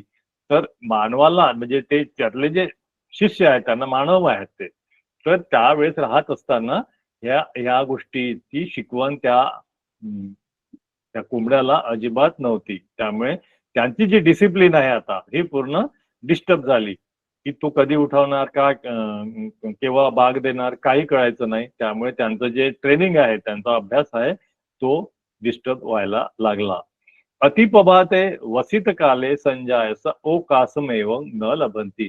त्यांना अतिप्रभाते, कधी कधी खूप आधी अति पहाटेच्या वेळेस त्या सुद्धा त्यांना ती वेळ आयडेंटिफाय होत नव्हती. मानवा अयं अतिरत्तिं वा वसती अतिप्रभाते वा इमंग निसाय अमाकंग सिप्पंग न निठायसती. हा कधी ओरडतो आणि आमचं ज्यावेळेस आम्हाला अभ्यास करायचा असतो त्यावेळेस अभ्यास होत नाही, आमची नीट झोपही होत नाही आणि आमचं सिप्प जे आहे अमाकंग सिप्पंग न निष्ठा ती आमचं जे ध्येय आहे, जी शिकायची गोष्ट आहे ती आम्हाला काही मिळत नाहीये. सोम तंग हेत्वा जीवन गिवंग वट्टेत्वा जीवित खयन पापेत्वा. हा जो कोंबडा दिसतो ना, त्याला धरल्याने त्याची मान पिरगळून टाकली. हा लेखाचा आम्हाला त्रास देतोय, म्हणजे आम्हाला काहीच याचा उपयोग नाहीये आणि त्याला मारून टाकलं. तर असा हा अकाल रावे. तर अकाल रावे कुक्कुटो आम्ही घातितो. या कुक्कुटाने आमचा घात केलेला आहे असं म्हणून त्याला मारून टाकलो. आचार्यस्थ कथेतू. आणि मग त्यांनी त्या बोधिसत्वाला, त्यांच्या आचार्याला ते सांगितलं की अशा पद्धतीने आम्ही त्याला ठार मारलेला आहे. मग तो आचार्य म्हणतो, आचार्य ओवादं अग्ग हेत्वा संवडित भावेन मरणं पत्तो तीवत्वा इमं गाथं आह. तर मग ते आचार्य म्हणजे ते बोधिसत्व त्यावेळेस, तर ते गाथा म्हणत आहेत की अमाता पितरं संवर्धो. म्हणजे कुठल्याही माता पित्र, जे गाथा सुरुवात केली होती आपण, संवर्धन न केलेला एक व्यक्ती आहे. अनाचेर कुले वसंग, म्हणजे ज्याला त्याच्या कुलामध्ये किंवा त्याच्या आचार्यानं काहीही शिकवलेलं नाही आहे. नायं कालं अकालं वा, म्हणजे त्याला काळाचं किंवा अकाळाचं काही देणं घेणं नाही. अभिजानाती कुक्कुटो, हा जो कुक्कुट आहे, अशा पद्धतीचा हा कुक्कुट आहे आणि हा अशा पद्धतीचा हा जो भिक्खू आहे, पूर्वी पण असाच होता, एवढंच म्हटलेलं आहे या ठिकाणी. तर अशी ही नेचर या भिक्खूचं आणि या कुक्कुटाचं या ठिकाणी बघायला मिळतं. आणि आता याचं पुढे आपण विश्लेषण करणार आहोत. तर अमाता पितरं संवधो म्हणजे काय, हे बुद्ध हे अट्टकथामध्ये आपल्याला बघायला मिळतं. तर माता पितो निसाय तेसं वादं अगहित्वा संवढो. विना आई वडिलांच्या गायडन्स प्रमाणे न वागलेला, अगहित्वा संवर्धन झालेलं आहे त्याचं. अनाचार्य कुले वसंती म्हणजेच आचार्य कुलेपी अवसमानो. मग तो आचार्याच्या सुद्धा कुलामध्ये व्यवस्थित राहिलेला नाहीये, त्याला कुठलंही ट्रेनिंग मिळालेलं नाहीये. आचार्य शिक्षापकं कंची निसाय अवसिताती अर्थो. तर त्याच अर्थाने आलेला आहे की ही इज इलिटरेट, त्याला आईवडिलांनी शिकवण नाही दिली आणि आचार्याने नाही दिली. नायं कालं अकालं वा, या शब्दाचा अर्थ आहे इमस्मी काले वसितब्ब इमस्मी काले न वसितब्ब. म्हणजे कुठे राहायचं, काय करायचं याचं काही माहिती नाहीये. एवं वसितब्ब युक्त काले वा अकालं वा एस कुक्कुटो न जानाती. हे त्या कुक्कुटाला माहिती नाही आहे. अजानन भावनेनं जीवित खय पत्तोती. हे कळलेलं आहे आपल्याला की ह्या अजानतेमुळे, या इग्नोरन्समुळे त्याला स्वतःचा जीव गमावावा लागला. इदं कारणं दस्सेत्वा बोधिसत्व यावता युकं थत्वा यथा कर्म गतो. मग असं ही कथा बुद्धांनी सांगितलेली आहे त्या भिक्खूंना, चाचा करणाऱ्या भिक्खूंना. आणि मग यावता युग म्हणजे पुढच्या कामाला, यथा कर्म नेहमीप्रमाणे बाकीच्या कामाला बुद्ध निघून गेले. या ठिकाणी अशी ही अर्थकथा आहे. आणि सत्ता इमंग धम्मदेसेनं आहारित्वा. धम्मदेसना पूर्ण झाल्यावरती जातकं समुधानेसी. काय समाधान केलं की तदा अकाल रावी कुक्कुटो, त्यावेळेचा जो कुक्कुटो होता अयंग भिक्खू होती, हाच तो भिक्खू. आणि अंतिवासिका बुद्ध परिसा, जी आता आहे आचार्योपन अहमेवं अहोसी. त्यावेळेचा जो आचार्य होता तो मीच होतो. तर ही अशी ही छोटीशी अकाल रावी जातक वर्णना आहे, ही या ठिकाणी संपलेली आहे. आपण थोडस याबद्दल चर्चा करूया. दोन जातक झाले आहेत पूर्ण. तर नेहमीप्रमाणे आपण याचा टॅब्युलेशन फॉर्म मध्ये थोडस अवलोकन करूया. तर मंगल जातक बघितलं आपण की पच्चुपन्न कथामध्ये मंगल आणि अमंगल यामध्ये गुंतून पडणारा तो ब्राह्मण आहे. अनुपुब्बी कथामध्ये पण मंगल अमंगल हे जाणणारा, यातच गुंतून पडणारा त्यावेळेचा ब्राह्मण आहे. आणि यामध्ये आपल्याला पारमिता दिसून येते. बुद्ध सांगतात की ह्या गोष्टीकडे तुम्ही पूर्णपणे दुर्लक्ष केलं पाहिजे, याला क्रॉसओव्हर केलं पाहिजे. म्हणजे या ठिकाणी जी आपल्याला पारमिता दिसते ती उपेक्षा पारमिता आहे. आणि बुद्ध म्हणतात की निब्बाणाच्या मार्गावर हे सगळे मंगल आणि अमंगलाचे जोखड आहे ते तुम्ही फेकून दिले पाहिजेत. This is the worst obstacle on the path of Dhamma, हे बुद्ध या ठिकाणी सांगू इच्छितात. आणि दुसरी जी गाथा आहे घातक आहे अकाल राहावी, तर अवेळी ओरडणारा भिक्खू आणि पूर्वीचा अवेळी ओरडणारा कोंबडा. साधी साधी गोष्ट आहे. तर या ठिकाणी आपल्याला आर्यमग्ग दिसत आहेत दोन महत्वाचे, की त्याची वाचा पण सम्य नाहीये, सम्मा वाचाचं व्हायलेशन त्यांनी केलेलं आहे आणि सम्मा सती तर अजिबातच नाही. तो माइंडफुलच नाही आहे आणि त्यांनी कुठलाही अभ्यास केलेला नाही आणि त्या भिक्खूला तर तो संघात आलेला आहे, बज्जा घेतलेली आहे. म्हणजे याचा अर्थ त्याला गायडन्स आहे, पण त्या गायडन्सचा त्यांनी उपयोग करून घेतलेला अजिबात नाही आहे. आणि तो व्यक्ती तर गृहकुल म्हणजे तो कुलातला आहे ना, श्रावस्तीचा आहे ना, तर आईवडिलीचं तर नक्कीच त्यांनी काहीतरी संगोपन केलेलंच असणार. पण बुद्ध म्हणतात की त्यांनी त्याचं पूर्णपणे व्हायलेशन केलं, त्याच्यामुळे त्याची परिस्थिती अशी झालेली आहे. बुद्ध काय सांगतात याच्यामध्ये, की how the parenting is important, how the mindfulness is important. तुम्ही बोलताना किती हे राहिलेलं पाहिजे, की सावधगिरी बाळगली पाहिजे, की माइंडफुलनेस हे कुठून येतं?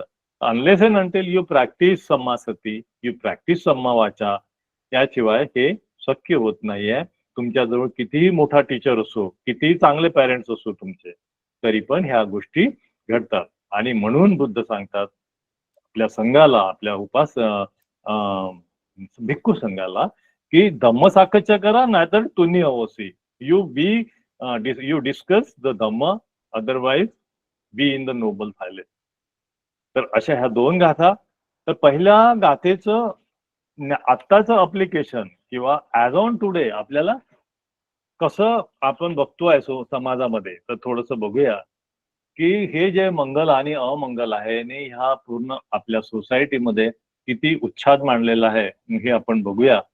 की एखादा कुंभमेळ्याचा एक्झाम्पल घ्या, ते भयानक प्रकारे लोकांचं एक्सप्लॉयटेशन झालं, लोकांची दिशाभूल करण्यात आली, पैसे बर्बाद झाले, वेळ गेला, तरी पण त्यांना अजूनही ते रियालिटीमध्ये आले नाहीत. अजूनही ते त्यांच्या अंधश्रद्धा आहेत की श्रद्धा आहेत, आपण त्याला दोष न देता वस्तुस्थिती आपल्या या अट्टकथेत आपल्याला काय शिकायचं आहे, what is our observation and what we understand, तेवढं घ्यायचं आहे. त्यांना काय करायचंय ते त्यांना बघू द्यावं, त्यांना करू द्यावं.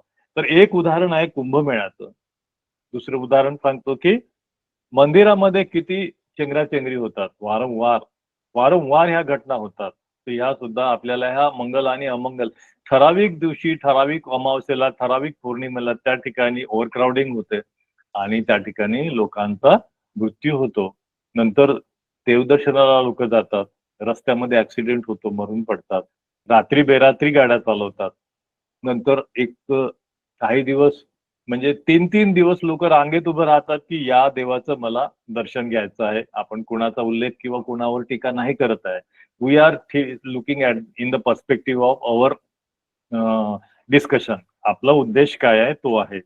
गुप्तधनासाठी नरबळी दिले जातात. तर हे सगळं या आपल्या मंगल आणि अमंगलाच्या याच्यामधल्या अत्यंत हानिकारक गोष्टी आहेत.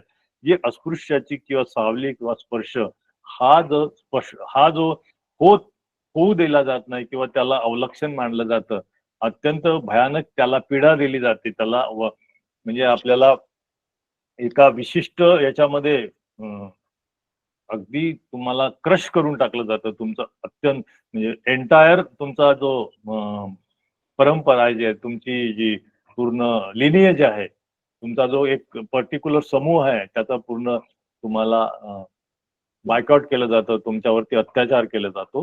ह्या मंगलाच्या गोष्टींमुळे हे आपण लक्षात घ्या. अजून एक मंगलाची जी गोष्ट, भयानक गोष्ट आहे, ती म्हणजे लैंगिक शोषण. मोठ्या प्रमाणात लैंगिक शोषण होतं. कोणाचं लग्न होत नसेल तर अपशकून, कोणाचं हे असेल तर तुम्हाला इतकी पूजा करावं लागेल, इतके पैसे द्यावे लागतील, हे होम हवन करावं लागेल, त्या स्त्रीला या ठिकाणी जाऊन अशी पूजा करावं लागेल. हे सगळं लैंगिक शोषण होते. कुणाला मुलबाळ होत नाही, कुणाचं आजारपण असतं, त्याच्यासाठी सुद्धा एक्सप्लॉयटेशन केलं जातं याच्या नावाखाली. कोर्ट केसेस एखाद्या कोर्टात गुंतून पडलेला आहेत, नाही तुमचं हे असं अवलक्षण आहे, असं अमंगल तुमच्यासोबत झालंय, तुमचं घर वेगळ्या दिशेने आहे. ह्या सगळ्या गोष्टी इतक्या मोठ्या भयानक परिस्थिती, भयानक स्वरूपामध्ये आता आपल्याला समाजात दिसत आहेत, तर हे जातक त्याच्यासाठी निश्चितच रिलेट करता येतं आपल्याला.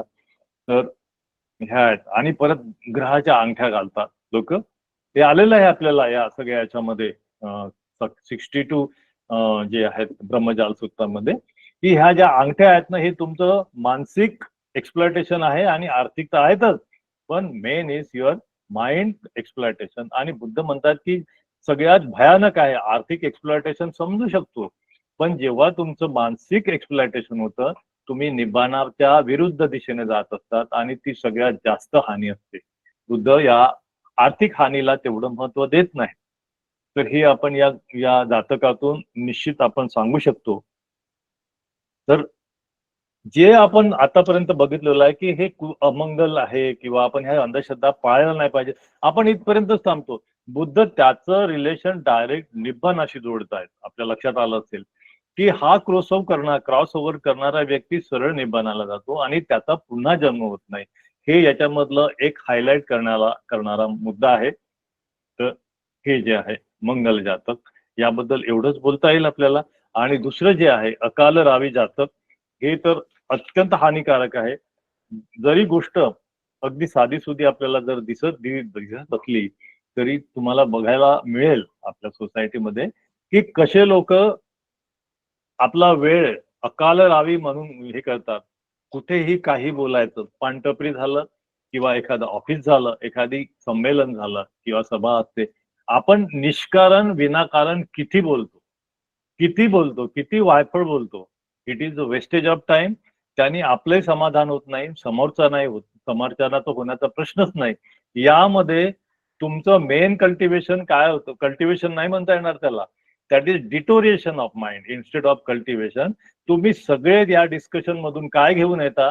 तर राग, दोष, मोह याला कल्टिवेटच करत असता. तुम्ही लक्षात घ्या की जेव्हा जेव्हा मी किंवा इतर तुम्ही सुद्धा ज्यावेळेस एखाद्या चर्चेमध्ये भाग घेता, ज्या चकाट्या पेटणं ज्याला म्हणतो, त्यामध्ये सगळ्या गोष्टी निगेटिव्ह चर्चा केल्या जातात. आणि तुम्ही एखादी गोष्ट चांगली त्याच्यात इंट्रोड्यूस करून बघा की नाही, आपण हे याच्यावर बोलण्यापेक्षा ना, आपण थोडस असं बोलू की आपलं माइंड कसं प्युरिफाय होईल किंवा मैत्री भावना कशी जागवता येईल. तुम्हाला हसतील लोक, they will start making jokes, making mockery. हे आमच्या बाबतीत घडलेलं आहे, तुमच्या बाबतीतही केव्हा ना केव्हा घडलेलं असेल. तर त्यावेळेस मग त्यांची जी चर्चा असते ना, ते म्हणतात की अरे याला चर्चात इंटरेस्ट नाहीये, याला जाऊ दे, आपली चर्चा. आणि एंटायर सेशन जागोजागी आणि रोज आम्ही हेच करत असतो. टीव्हीवर तेच सुरू असतं, तुमचं डिटोरेशन ऑफ माइंड सुरू असतं. तुमच्या आपसातल्या नातेवाईकांमध्ये, घरामध्ये तर करायलाच नाही पाहिजे, सगळ्या कुशल चर्चाच करायला पाहिजे.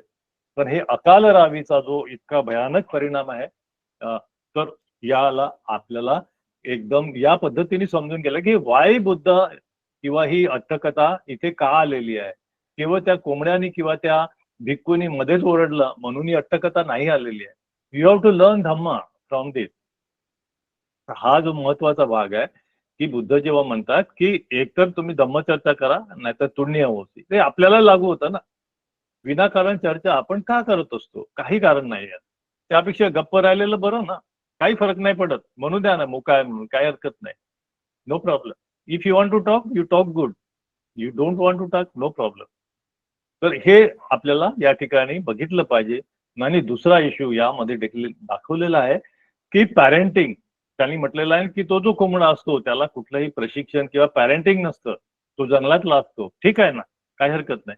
पण आपल्या पॅरेंट्सनी आपल्याला चांगल्या 4 गोष्टी सांगितल्याच पाहिजेत, प्रश्नच नाही. आणि जर माझे पॅरेंट्स मला सांगत असतील 4 गोष्टी चांगल्या आणि स्वतः त्याचा बिहेवियर त्याच्या विरुद्ध असेल, तर त्या 4 गोष्टीच्या सांगण्याचा, ओरली सांगण्याचा तो पॅरेंटिंग होत नाही. That is a bad parenting. मी माझ्या नागपूरमधल्या काही उदाहरण आपल्याला देऊ इच्छितो. वेळ नाही घेणार, आय नो दॅट, बिकॉज हे आपल्याला डेली लाईफ मध्ये जास्त महत्वाचे आहेत हे जातक. एक फॅमिली आहे, उच्च पदावर काम करणारा अधिकारी आहे आणि दुसऱ्या बँकेतला चीफ आहे. ओके. तर तो बरोबर संध्याकाळी ऑफिस त्याचं 5 वाजता सुटलं की तो 5 वाजता घरी नाही येत. तो त्याचा कार्यक्रम सुरू होतो, व्यवस्थित सुरू होतो. आणि पिण्याचा वगैरे. ऑफकोर्स त्यांचा एक मित्र परिवार आहे, काही हरकत नाही. आणि तो तुन्न होऊन घरी आला संध्याकाळी 7 वाजता, 7:30 वाजता तो घरी येतो आणि दोघंही म्हणजे सगळे म्हणजे वाईफ आणि मुलं सगळ्यांवरती फायर करतो की तुम्हाला शिस्त नाही. दोनही मुलांना सांगतो की तुम्ही अभ्यास केलेला नाहीये. कोण ऐकणार आहे त्यांचं? कोणीच नाही ऐकणार. आणि ज्या वेळेस मुलं मोठे झालेत मग ते सरळ मग वडिलांचीच कालर पकडतात. म्हणजे डायरेक्ट गुद्दागुद्दीच. मग मग त्याच्यामध्ये मुरवत नाहीये. So this is one sort of bad parenting. तर ही जे ऍडिक्शन वाले जे लोक आहेत, म्हणजे ऍडिक्शन एक एक्झाम्पल आहे. ऍडिक्शन नसलं तरी there is a bad parenting. पॅरेंटची इच्छा असते की मुलांनी चांगली डिसिप्लिन पाळावी. मी काही अभ्यास नाही केला तरी चालेल, मी काही दुसरीकडे चकाट्या पिटल्या, शौक पाणी केले, हिंडायला गेलो तरी चालेल, पण माझ्या मुलांनी अभ्यास करावा असं होत नाही. तुमचे जे ऍक्च्युअली ऍक्शन्स आहेत ते मुलं फॉलो करतात की तुम्ही स्वतः काय करताय. तुम्ही खरंच अभ्यास करत असाल तर मुलांना सांगायची अजिबात गरज नसते की मी अभ्यास केला पाहिजे. Just it is my personal observation. So this is one side of parenting. आता अदर साइड ऑफ पॅरेंटिंग म्हणजे मुलांची भूमिका किंवा आपले चिल्ड्रन्स, या चिल्ड्रन्स मध्ये सुद्धा त्यांची सुद्धा जबाबदारी आहे की आपणही आपल्या पॅरेंट्स कडून किंवा आपल्या टीचर्स कडून काहीतरी चांगलं घेतलं पाहिजे. हा सुद्धा उल्लेख आलेला आहे की काय शिकतोय आपण. आपले टीचर, आपले याच्यामध्ये जे काही असतील गुरुजन, म्हणजे नुसते शाळेतले नाही, इतरही असतील गाईड करणारे, त्यांच्याकडून आम्ही काय शिकतोय. मी आता अजून एक उदाहरण देतो, लाईव्ह उदाहरण, याच्यासाठी की परिस्थिती सध्याची काय आहे. आमच्या एका नात्यामध्ये एक परगावाला एक मुलगी आहे, अत्यंत गरीब परिस्थिती, आणि ती मुलगी 12वीला आता पास झाली आणि तिला माझी मदत पाहिजे होती. मी नागपूरला आहे. तर तिने मला सांगितलं की मला पुण्याला जायचं आहे ऍडमिशनला, तर तुम्ही मला माझ्यासोबत चालायचं आहे म्हणजे ॲरोगन्स, आणि काही खूप रोजचं बोलणं नाही किंवा काही नाही. आणि ऑल ऑफ ए सडन तिने म्हटलं की तुम्ही रिटायर्ड आहे, मला जायचं आहे पुण्याला. तो शी टूक मी ग्रँटेड की तुम्हाला यायचंच आहे, म्हणजे इट इज अंडरस्टूड, दुसरे काय काम आहेत तुम्हाला. 12वी पास झालेली 18 वर्षाची मुलगी, मी लाईव्ह एक्झाम्पल देतोय, बदनामी मारून नाही, आपल्याला विषय समजून घेण्यासाठी. तर मी म्हटलं बेटा मी तुझ्यासोबत आलो असतो, म्हणजे इतका आदेश देऊन सुद्धा म्हटलं मी तुझ्यासोबत आलो असतो, माझी परीक्षा सुरू आहे. तर तिने माझी खिल्ली उडवली. आता परीक्षा, म्हणजे तिला म्हणायचं होतं की हे तुम्ही आता मला शिकवून राहिले का, म्हणजे तुम्हाला नाही यायचं.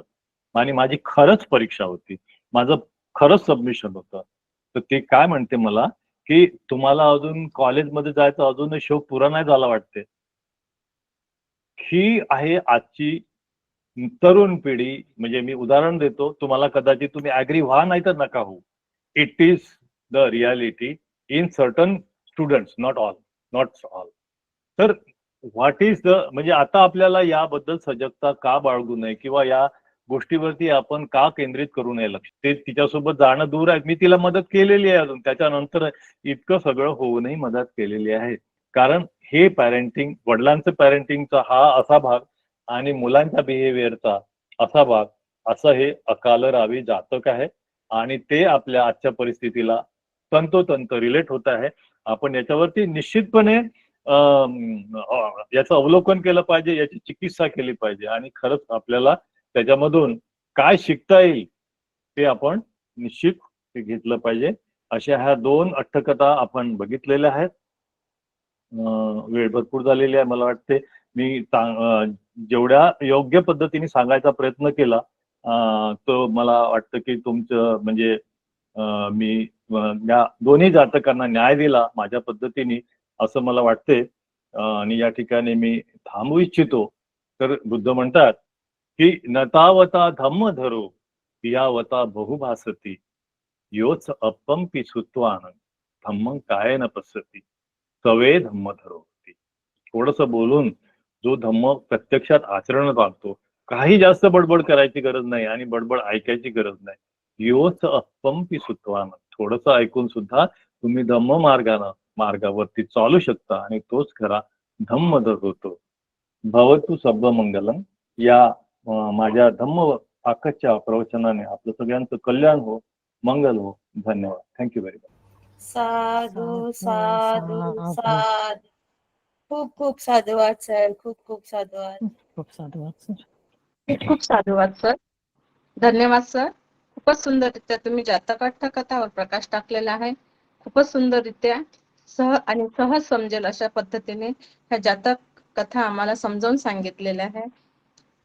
त्यासोबतच तुम्ही अंधश्रद्धा, गुड पॅरेंटिंग, बॅड पॅरेंटिंग आणि आजकालच्या मुलांमध्ये वाढलेला अहंकार ह्या विषयावर खूप छान समजून सांगितलं आहे. त्याबद्दल खूप खूप धन्यवाद. आजच्या व्याख्यानाला अनुसरून जर कोणाचे काही प्रश्न असतील तर मंच आता ओपन केलेला आहे. आपण प्रश्न विचारू शकता. जातक समजणं नाही समजलं असं काही वाटत नाही मला, कारण अगदी सोपं जातक होतं. So I hope that you understood everybody. हा हॅलो. हा जयभीम नवोदय सर. फार नमोबुद्धाय. सुंदर प्रकारे आपण दोन्ही जातक समजून सांगितले आणि डिटेल आजच्या प्रेझेंटला अनुसरून पण बरंच मार्गदर्शन केलं. थँक्यू. पहिलं जे मंगल जातक आहे त्याच्यामध्ये त्या अंधश्रद्धा जे आहे ते विचिकित्सेमध्ये येतं की शीलवत परामर्श मध्ये येतं, कारण की त्यांना श्रुतापत्ती फल प्राप्त झालं दोन्ही ब्राह्मण आणि त्यांच्या मुलाला. तर हो. सत्काय दृष्टी, विचिकित्सा आणि शीलवत परामर्श. तर अंधश्रद्धा जे आहे हे विचिकित्सेमध्ये आहे की शीलवत दोन्ही परामर्श मध्ये आहे? दोन्हीमध्ये कुठल्याही प्रकारची अंधश्रद्धा असो, अपार्ट फ्रॉम विचिकित्सा, शीलबद्ध परामर्श, दोन्ही त्याच्या व्यतिरिक्त सुद्धा. आणि सर सत्काय दृष्टी शॉर्टकट मध्ये थोडं संक्षिप्त मध्ये समजायचं असेल तर कसं समजायचं? ओके. सत्काय दृष्टी जी आहे आजच्या अट्टकथेला म्हणजे ती कव्हर नाही झालेली आहे, पण सत्काय दृष्टी म्हणजे स्वतःच्या शरीराबद्दल असलेली आसक्ती.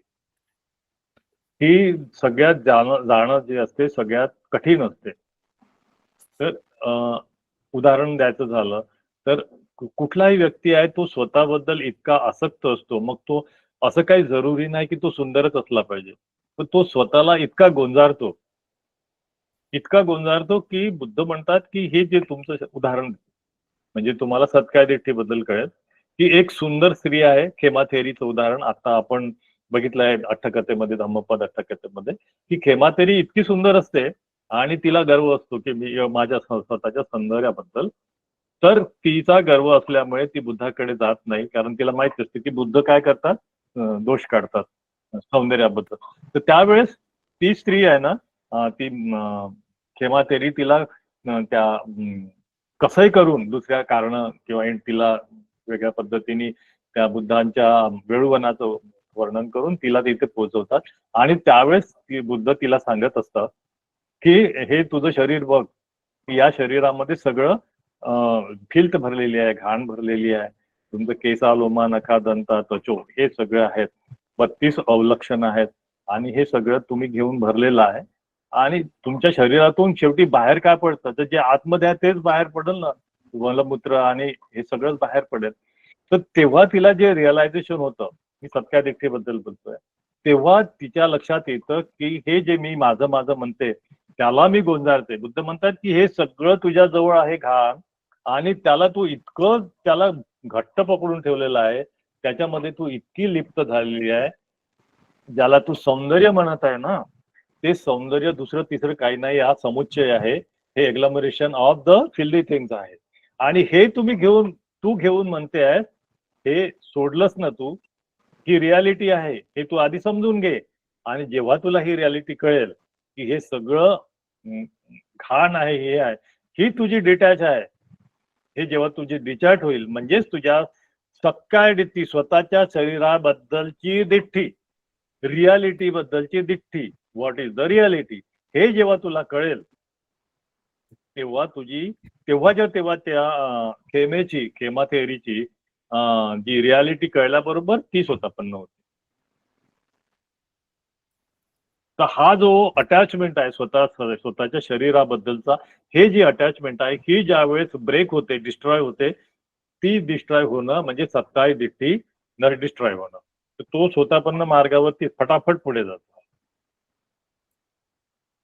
मग तो जेंट्स असो लेडीज असो, तो आपल्या स्वतःला गोंजारतच असतो. तर बुद्ध असं म्हणत नाहीत की तुम्ही तुमच्या शरीराची काळजी घ्यायची नाही, तुम्ही चांगलं राहायचं नाही, किंवा तुम्ही असं व्यवस्थित दिसायचं नाही, असं बुद्ध नाही म्हणत आहेत. बुद्ध म्हणतात की त्याच्याबद्दलची जी तुमची जबरदस्त आसक्ती आहे, ज्याच्यामुळे तुमच्यामध्ये राग दोष मोह हे असे ठासून भरलेले आहेत आणि ते असे हे होत आहेत, त्याचं संवर्धन होत आहे, ते तोडायचं आहे बुद्धांना. तर दॅट इज सत्काय. म्हणजेच शरीरामध्ये अनित्य, दुःख आणि अनात्म आणि उपादान क्रिएट न करून घेणं याच्याबद्दल बरोबर. सत्कार दृष्टी या या पद्धतीने आपण जाणताय. बरोबर. Thank you sir. साधू साधू. कल्पना कोटी बोला मॅडम, तुमचा यांचा माईक ऑन करा. ओके. कल्पना. नमो बुद्धाय सर. जय भीम. जय. खूपच छान धम्मदेशना दिलीत तुम्ही. तर आता मला पॅरेंटिंग बद्दल जरा विचारायचं होतं की मुलांवर पॅरेंटचे संस्कार 50% आणि त्यांचे आपले संस्कार, त्यासोबत त्यांचा आजूबाजूचा जो मित्र परिवार आहे त्याचा पण प्रभाव मला वाटतं होत असेल निश्चितपणे स्टुडंट्सवर. येस.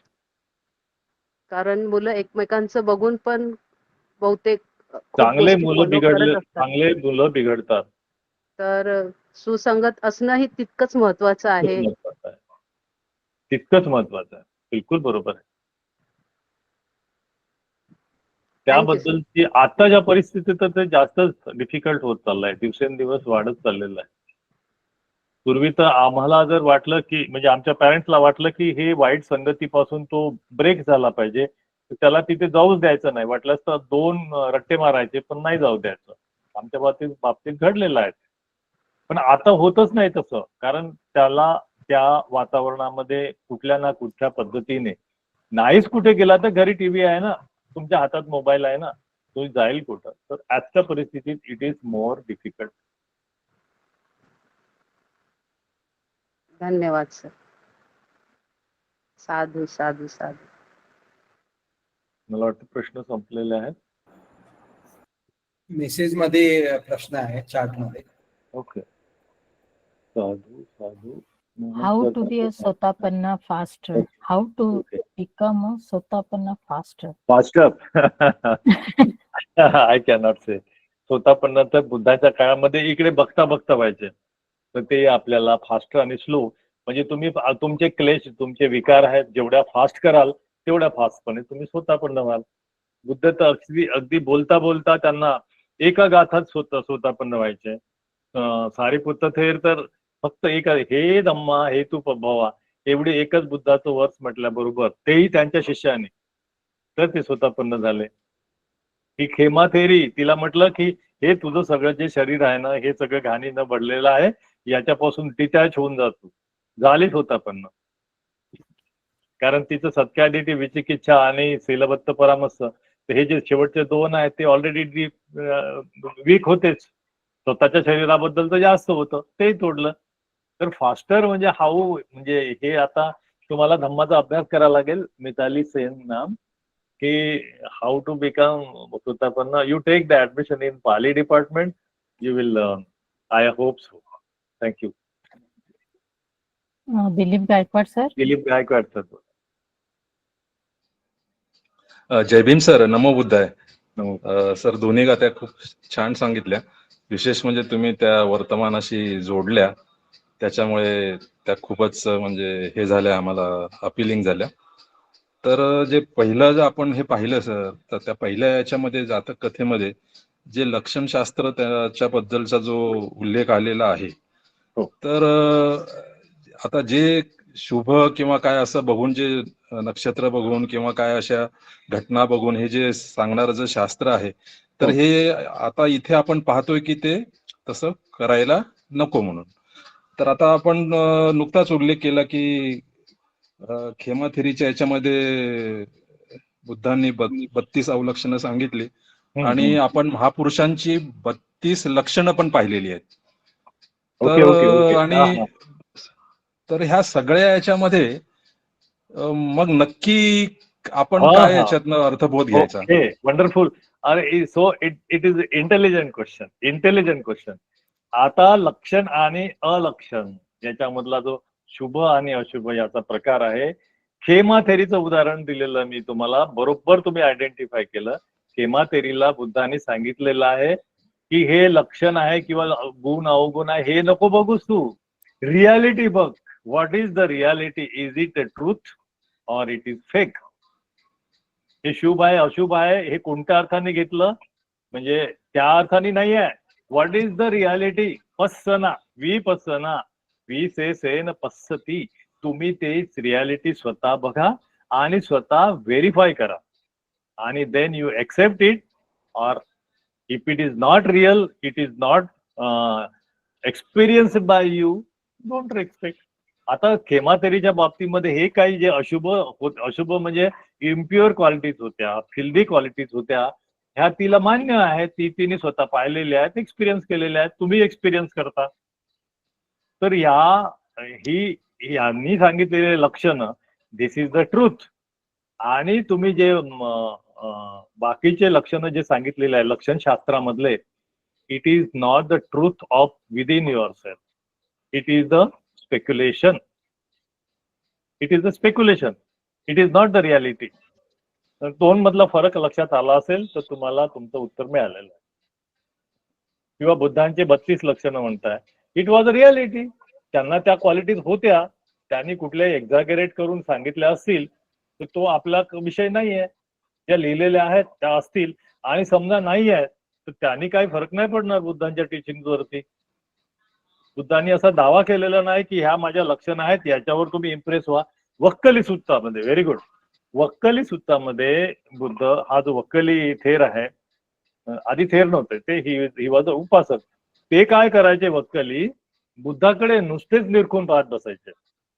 म्हणजे जेव्हा जेव्हा बुद्ध त्यांना इतर ग्रुप सोबत, म्हणजे ते एकट्याला नाही देसना द्यायचे, ते देसना द्यायचे एंटायर ग्रुप सोबत आणि सगळेजण देसना ऐकायचे.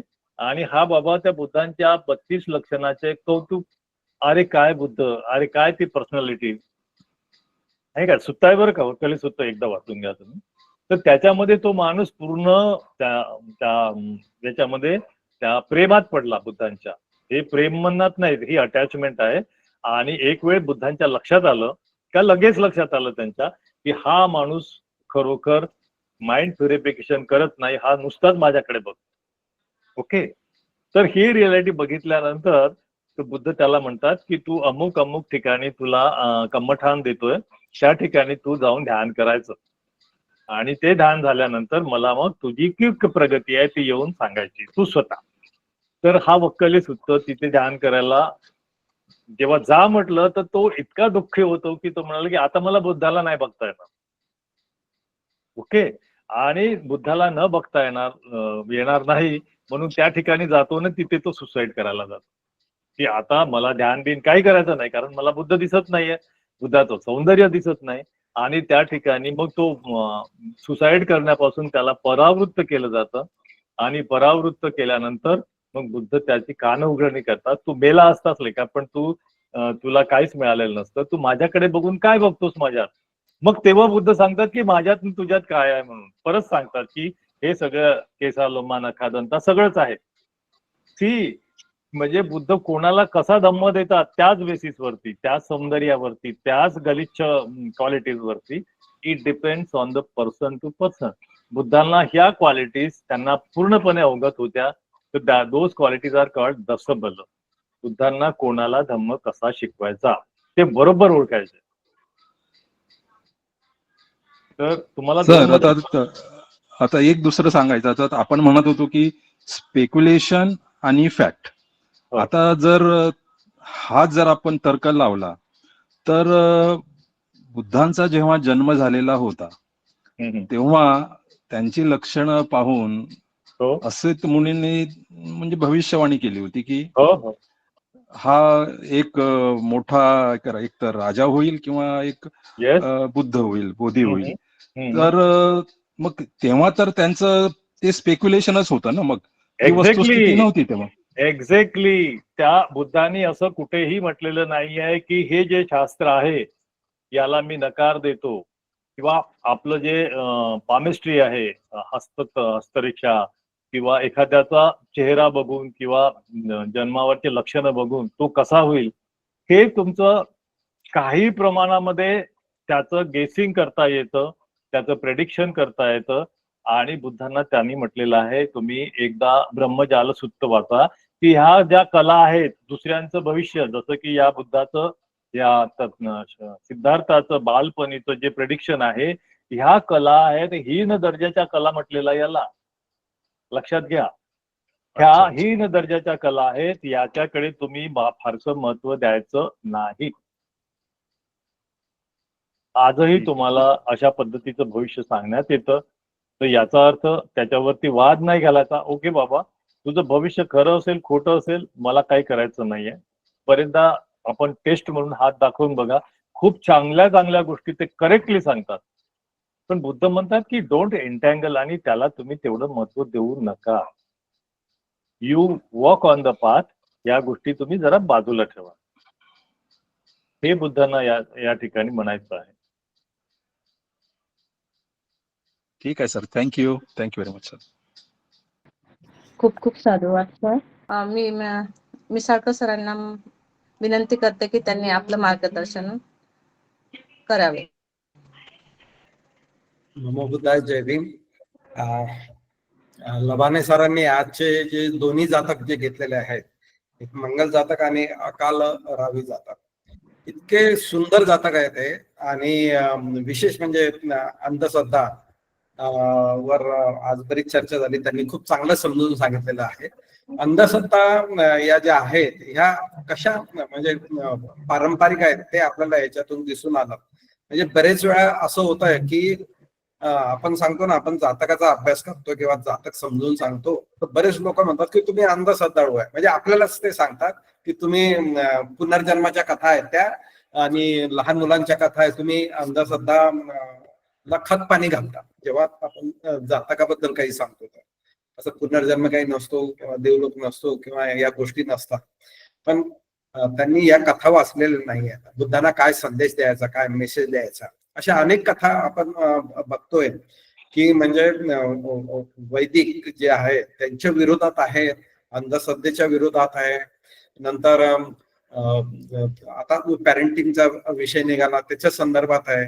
गृहस्थीसाठी किती उपयोग होतो आपल्याला या कथांचा किंवा या संदर्भाचा, अशा अनेक म्हणजे आस्पेक्ट आपल्याला जातकाच्या दिसतात. आतापर्यंत सगळ्याच वक्त्यांनी त्याच्यावर चर्चा केलेली आहे आणि आपल्याला मार्गदर्शन केलेलं आहे. तर जातक कथा हे काही म्हणजे असं टाइमपास लहान मुलांच्या कथा असं नाहीये, आपल्याला लक्षात यायला लागलेलं आहे की या फार गंभीर कथा आहेत. धम्म शिकवणारा, अभिधम्म शिकवणाऱ्या या कथा आहेत, मेसेज देतात ते.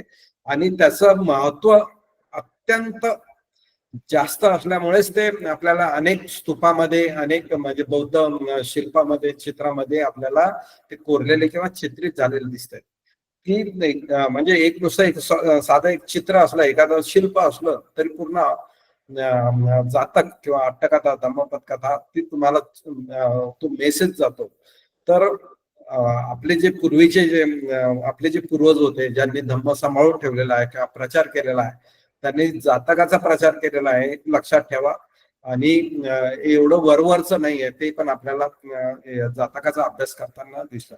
कारण इतर सुत्त किंवा गाथा किंवा धम्मपदाबद्दल लोकांना तेवढे तक्रारी नसतात जेवढ्या जातकाबद्दल तक्रारी असतात. आणि जातक बऱ्याच जणांना डायजेस्टच होत नाही की जातकाचा पॅटर्न कसा आहे, काय, याच्यावर त्यांना काही माहिती नसते. पहिले ब्लंटली ते विरोध करतात जातकाला. पण आजच्या ज्या दोन्ही कथा आपण बघितल्या किती चांगला मेसेज देतात ते, की जो ब्राह्मण जो आहे त्याच्या घरातले वस्त्र जे आहेत ते उंदराने कमतडले आहेत आणि जो ते घरात ठेवेल किंवा वापरेल त्याचं पूर्ण ऐश्वर नष्ट होईल, मृत्यू पण येऊ शकतंय, फार मोठं संकट येऊ शकतंय. असं कोण म्हणतो? एक ब्राह्मण म्हणतो जो लक्षण जाणणार आहे, हे शुभ अशुभाचा तो एक्सपर्ट आहे. तो म्हणतोय की असं वस्त्र घरात ठेवायचं नाही. पण बुद्धांनी बरोबर त्याला टॅप केलं, त्याच्या आणि त्याचा अभ्यास करून त्याला म्हणजे स्वतःपन्नाच्या अवस्थेत आणलेला आहे. अंधश्रद्धा बद्दल म्हणजे लबाने सरांनी सांगितलं की बुद्ध दोषाने शेवटी सांगितलं ना, सूर्यग्रहण, चंद्रग्रहण किंवा एखादी स्त्रीचं दर्शन होणं, एखाद्या पुरुषाचं दर्शन होणं किंवा एखादा दास दासीचं दर्शन होणं, असे अनेक आहे. आणि फार पूर्वीपासून चालत आलेला आहे. अजून महामंगल जातक पण आहे सर, पुढे येणार आहे ते. त्यातही म्हणजे शुभ काय अशुभ काय याच्यावर फार मोठी चर्चा झालेली आहे. आणि याच्या आधी म्हणजे मागच्या आठवड्यात जे जातक झालं होतं, तर तो जो ब्राह्मण जो होता तो पण शुभ अशुभ लक्षण जाणणारा होता. आणि शेवटी म्हणजे तो करप्ट पण होता. तो हा इथला आजच्या कथेतला ब्राह्मण हा करप्ट नाही आहे, फक्त त्याची तशी धारणा असते की असे वस्त्र ठेवायला पाहिजे आणि तो उलट बुद्धाला वाचवायला जातो त्याच्या तऱ्हेनं की बुद्धाचं हानी होऊ नये म्हणून, असं त्याचा चांगला उद्देश असतो. पण आधीच जे जातक झालं मागच्या आठवड्यात की तो तलवार शुभ आहे की अशुभ आहे तो वाज घेऊन सांगायचा तो ब्राह्मण, आणि जो पैसे देईल त्याची तलवार शुभ आहे सांगायचा, आणि जो पैसे देणार नाही त्याचे अशुभ व्हायचं. मग त्याचं नाक कसं कापल्या गेलं वगैरे ते आपण बघतो. तर हे शुभ अशुभ जे आहे हे आपल्याला पारंपरिक आहे असं दिसतंय. आणि लबाने सरांना सांगितल्याप्रमाणे जे याच्यात अडकले ते अडकलेलेच आहेत. आणि या गोष्टी फार म्हणजे क्षुल्लक आहेत. शुभ अशुभ, तुमचं चित्त कसं आहे, आपल्याला एकच आहे की आपलं चित्त कसं आहे, आपल्या चित्तात विकार कसं आहे आणि ते शुद्ध कसं करायचं, हेच बुद्धानं आपल्याला सांगितलंय. आपल्याला त्याच मार्गाने जायचं आहे धम्मसंपूर्ण घेत, ते आपलं मेन टार्गेट पाहिजे. हा एक आहे. आणि त्या संदर्भात जो प्रश्न उत्तर झाले ते खूप सुंदर झाले नेहमीप्रमाणे. आणि त्या संदर्भात मला फक्त माझं पर्सनल ओपिनियन सांगायचं आहे. आपण नेहमी सांगितलेलं आहे की your body is representation of your mind. म्हणजे तुमचं चित्त जसं आहे ते काया जे आहे ते तुमच्या चित्ताचं प्रतिनिधित्व करते. म्हणजे जसं तुमचं मन तसं तुमचं शरीर. आणि मग ते योनी पण असेल, म्हणजे कोणतं योनीतले आहात तुम्ही ते तुमच्या चित्ताच्या अवस्थेवर असतंय. बुद्धाचे जे शारीरिक लक्षणं जे सांगितले होते त्यानुसार ते सम्राट होतील किंवा म्हणजे चक्रवर्ती होतील किंवा बुद्ध होतील असं सांगत होते. तर आपल्याला हे दिसतंय की शरीर जे लक्षणाचा अभ्यास फार पूर्वीपासून चालत आलेला आहे. त्यात काही तथ्य पण आहे. आपल्याला याच्या आधी पण धम्मपदामध्ये पण ते मागंडिया सुद्धा की आता माझ्या लक्षात नाहीये, ते जे कपल असतंय त्यातही ते त्यातली जी स्त्री असते म्हणजे जी ब्राह्मणी असते ती शरीर विज्ञान जे आहे म्हणजे लक्षणाचा अभ्यास करणारी असते. आणि बुद्ध जेव्हा म्हणजे सकाळी मेडिटेशन करतात बघतात की हे पती पत्नी, ब्राह्मण पती पत्नी हे आपल्या धम्माच्या याच्यात येणार आहे, सान्निध्यात येणार आहे. म्हणून त्यांनी आपल्या पायाचा ठसा जो आहे तो उमटवला होता. आणि तो ब्राह्मण तो पायाचा ठसा बघून बघतो की हा एक, पहिले तर ते बुद्धाकडे बघून बुद्धाकडे आकर्षित होता. स्वतःच्या मुलीसाठी बुद्धाचं लग्न लावावं असा तो विचार करतो. पण जी ब्राह्मणी म्हणजे त्याच्या पत्नीला जेव्हा तिथे आणलं जाते ती पायाचे ठसे बघून सांगते की हा आपल्या मुलीसाठी योग्य वर नाही आहे, कारण याच्या पायाला चक्र आहे आणि ती खूप ठाम असते, ती बरोबर ओळखते. ते लक्षणशास्त्राचे अनेक आपल्याला संदर्भ आपल्याला पाली साहित्यात मिळतात. आणि असित मुनीचा जो उल्लेख आलेला आहे तर असे पण काही उल्लेख आहेत की काही लोक जे आहेत म्हणजे जे ऋषी मुनी आहेत ज्यांनी काही सिद्धी प्राप्त केली होती ते देवलोकात जायचे, म्हणजे स्वर्गात जायचे काही पिरियडसाठी असं. आणि ते तिथला हॅपीनेस बघायचंय. त्यांच्याकडे एवढी पॉवर होती किंवा तेवढे त्यांचे पुण्य असायचे. आणि तिथे गेले की ते पुण्य तुमचे कंझ्युम होतात म्हणजे खर्च होतात, मग ते पुन्हा पुण्य वाढवायचे. तर जेव्हा बोधिसत्वाने म्हणजे जन्म घेतला महामायाच्या खुशी, तेव्हा सगळे देव लोक म्हणजे खूप आनंदी होते, नाचत होते, असं त्यांचं वर्णन आहे निदान कथेमध्ये. तेव्हा असित मुनी तिथे होते आणि त्यांना कळलं की असा जन्म घेतलेला आहे म्हणजे बोधिसत्वाने बुद्ध बनण्यासाठी.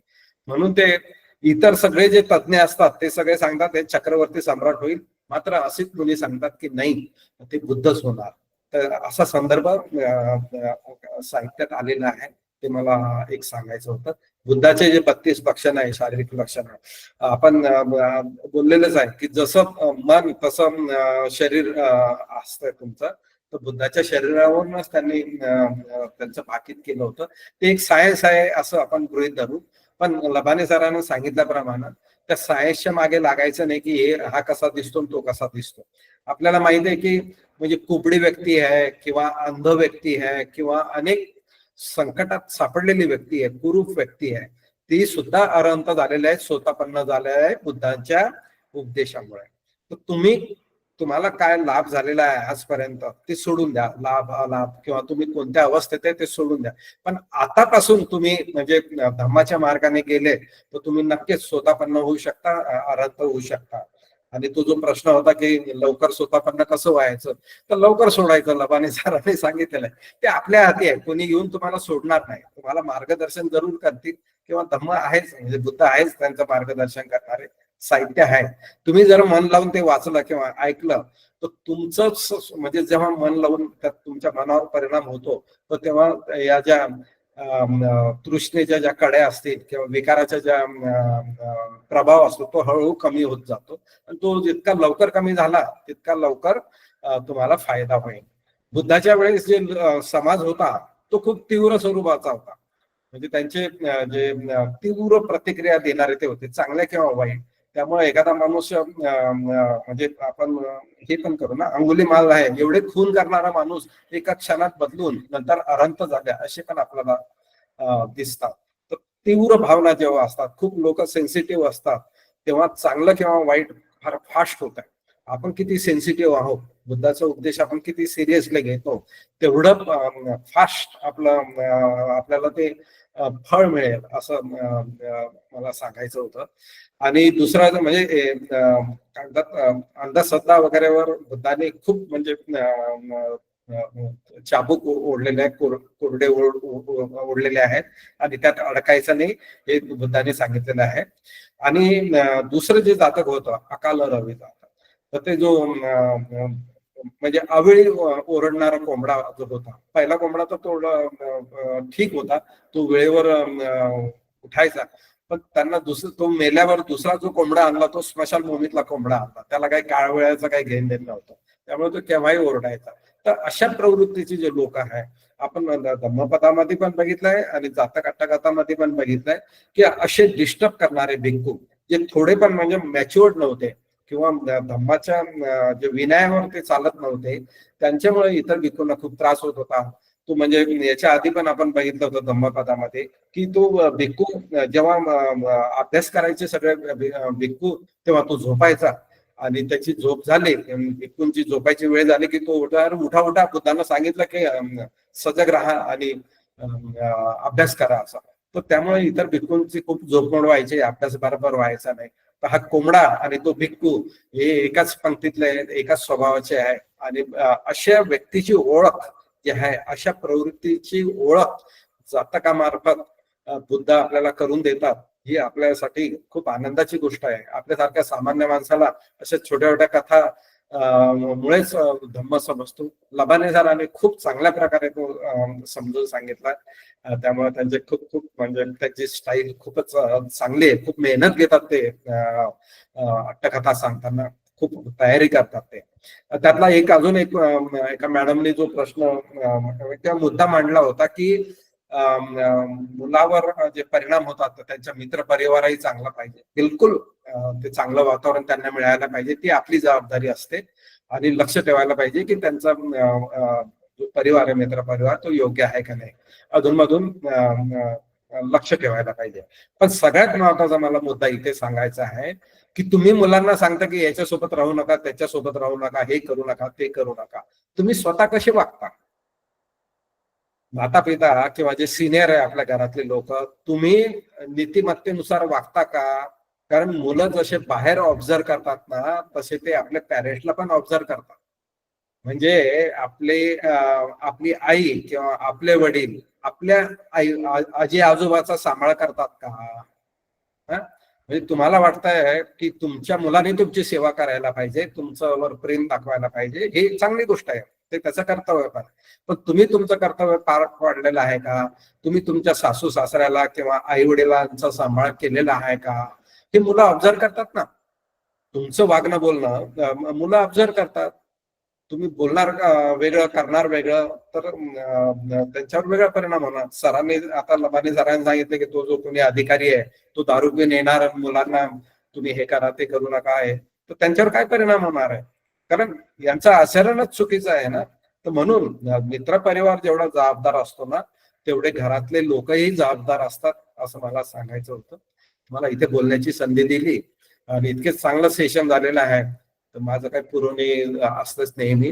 ते सांगितलं, तुम्ही ऐकलं, त्याबद्दल खूप खूप आभारी आहे. साधू साधू साधू. आणि धन्यवाद मी सारकर सर, आणि धन्यवाद देते मी लबाने सरांना. खूप खूप धन्यवाद सर. जर सर तुमचे मार्गदर्शन आम्हाला वेळोवेळी लाभत असो, असेच मार्गदर्शन नेहमी मिळत राहावं ही सदिच्छा. धन्यवाद सर्व धम्म साकरच्या पीपीटी टीमचे, ज्यांच्या सहकार्यामुळे हा कार्यक्रम आपण यशस्वीरित्या पार पाडू शकतो. सर्वात महत्त्वाचे मी धन्यवाद देते आपल्या सर्व उपासक उपासिका यांना, जे नेहमी या कार्यक्रमाला हजर राहून जीवनात बुद्ध वचन आचरणात आणण्यासाठी या धम्म मार्गदर्शनाचा लाभ घेत असतात. आणि ही लिंक आपल्या मित्रमैत्रिणींसोबत तसेच कुटुंब आणि नातेवाईकांसोबत शक्य असल्यास शेअर करा, जेणेकरून धम्माचा लाभ सगळ्यांना मिळेल. सर्वांचे मंगल हो, सर्वांचे कल्याण हो, सर्वांना हितसुखाचा लाभ हो. त्या पुण्यात वसुंधरा साक्ष आहे. आपण आज इथेच थांबूया. सर्वांना नमो बुद्धाय. जय भीम. आजच्या कार्यक्रमाची समाप्ती नीलिमा मॅडम करतील, याची विनंती करते. पाप स अकरणं कुशल स उपसंपदा सचित्त परियोदपनं एतं बुद्धानुशासनं धम्मं चरे सुचरितं न तं दुचरितं चरे धम्मचारी सुखं सेति अस्मि लोके परमि च न तावता धम्मधरो यावता बहुभासति यो च अपं पिसुत्वानं धम्मं कायेन पश्यति सवे धम्मधरो होति यो धम्मं नपमज्जति नत्थि मे शरणं अय्यं बुद्धो मे शरणं वरं एतेन सज्जवज्जेन होतु मे जयमङ्गलम् नत्थि मे शरणं अय्यं धम्मो मे शरणं वरं एतेन सज्जवज्जेन होतु मे जयमङ्गलम् नत्थि मे शरणं अय्यं संघो मे शरणं वरं एतेन सज्जवज्जेन होतु मे जयमङ्गलम् साधु साधु साधु.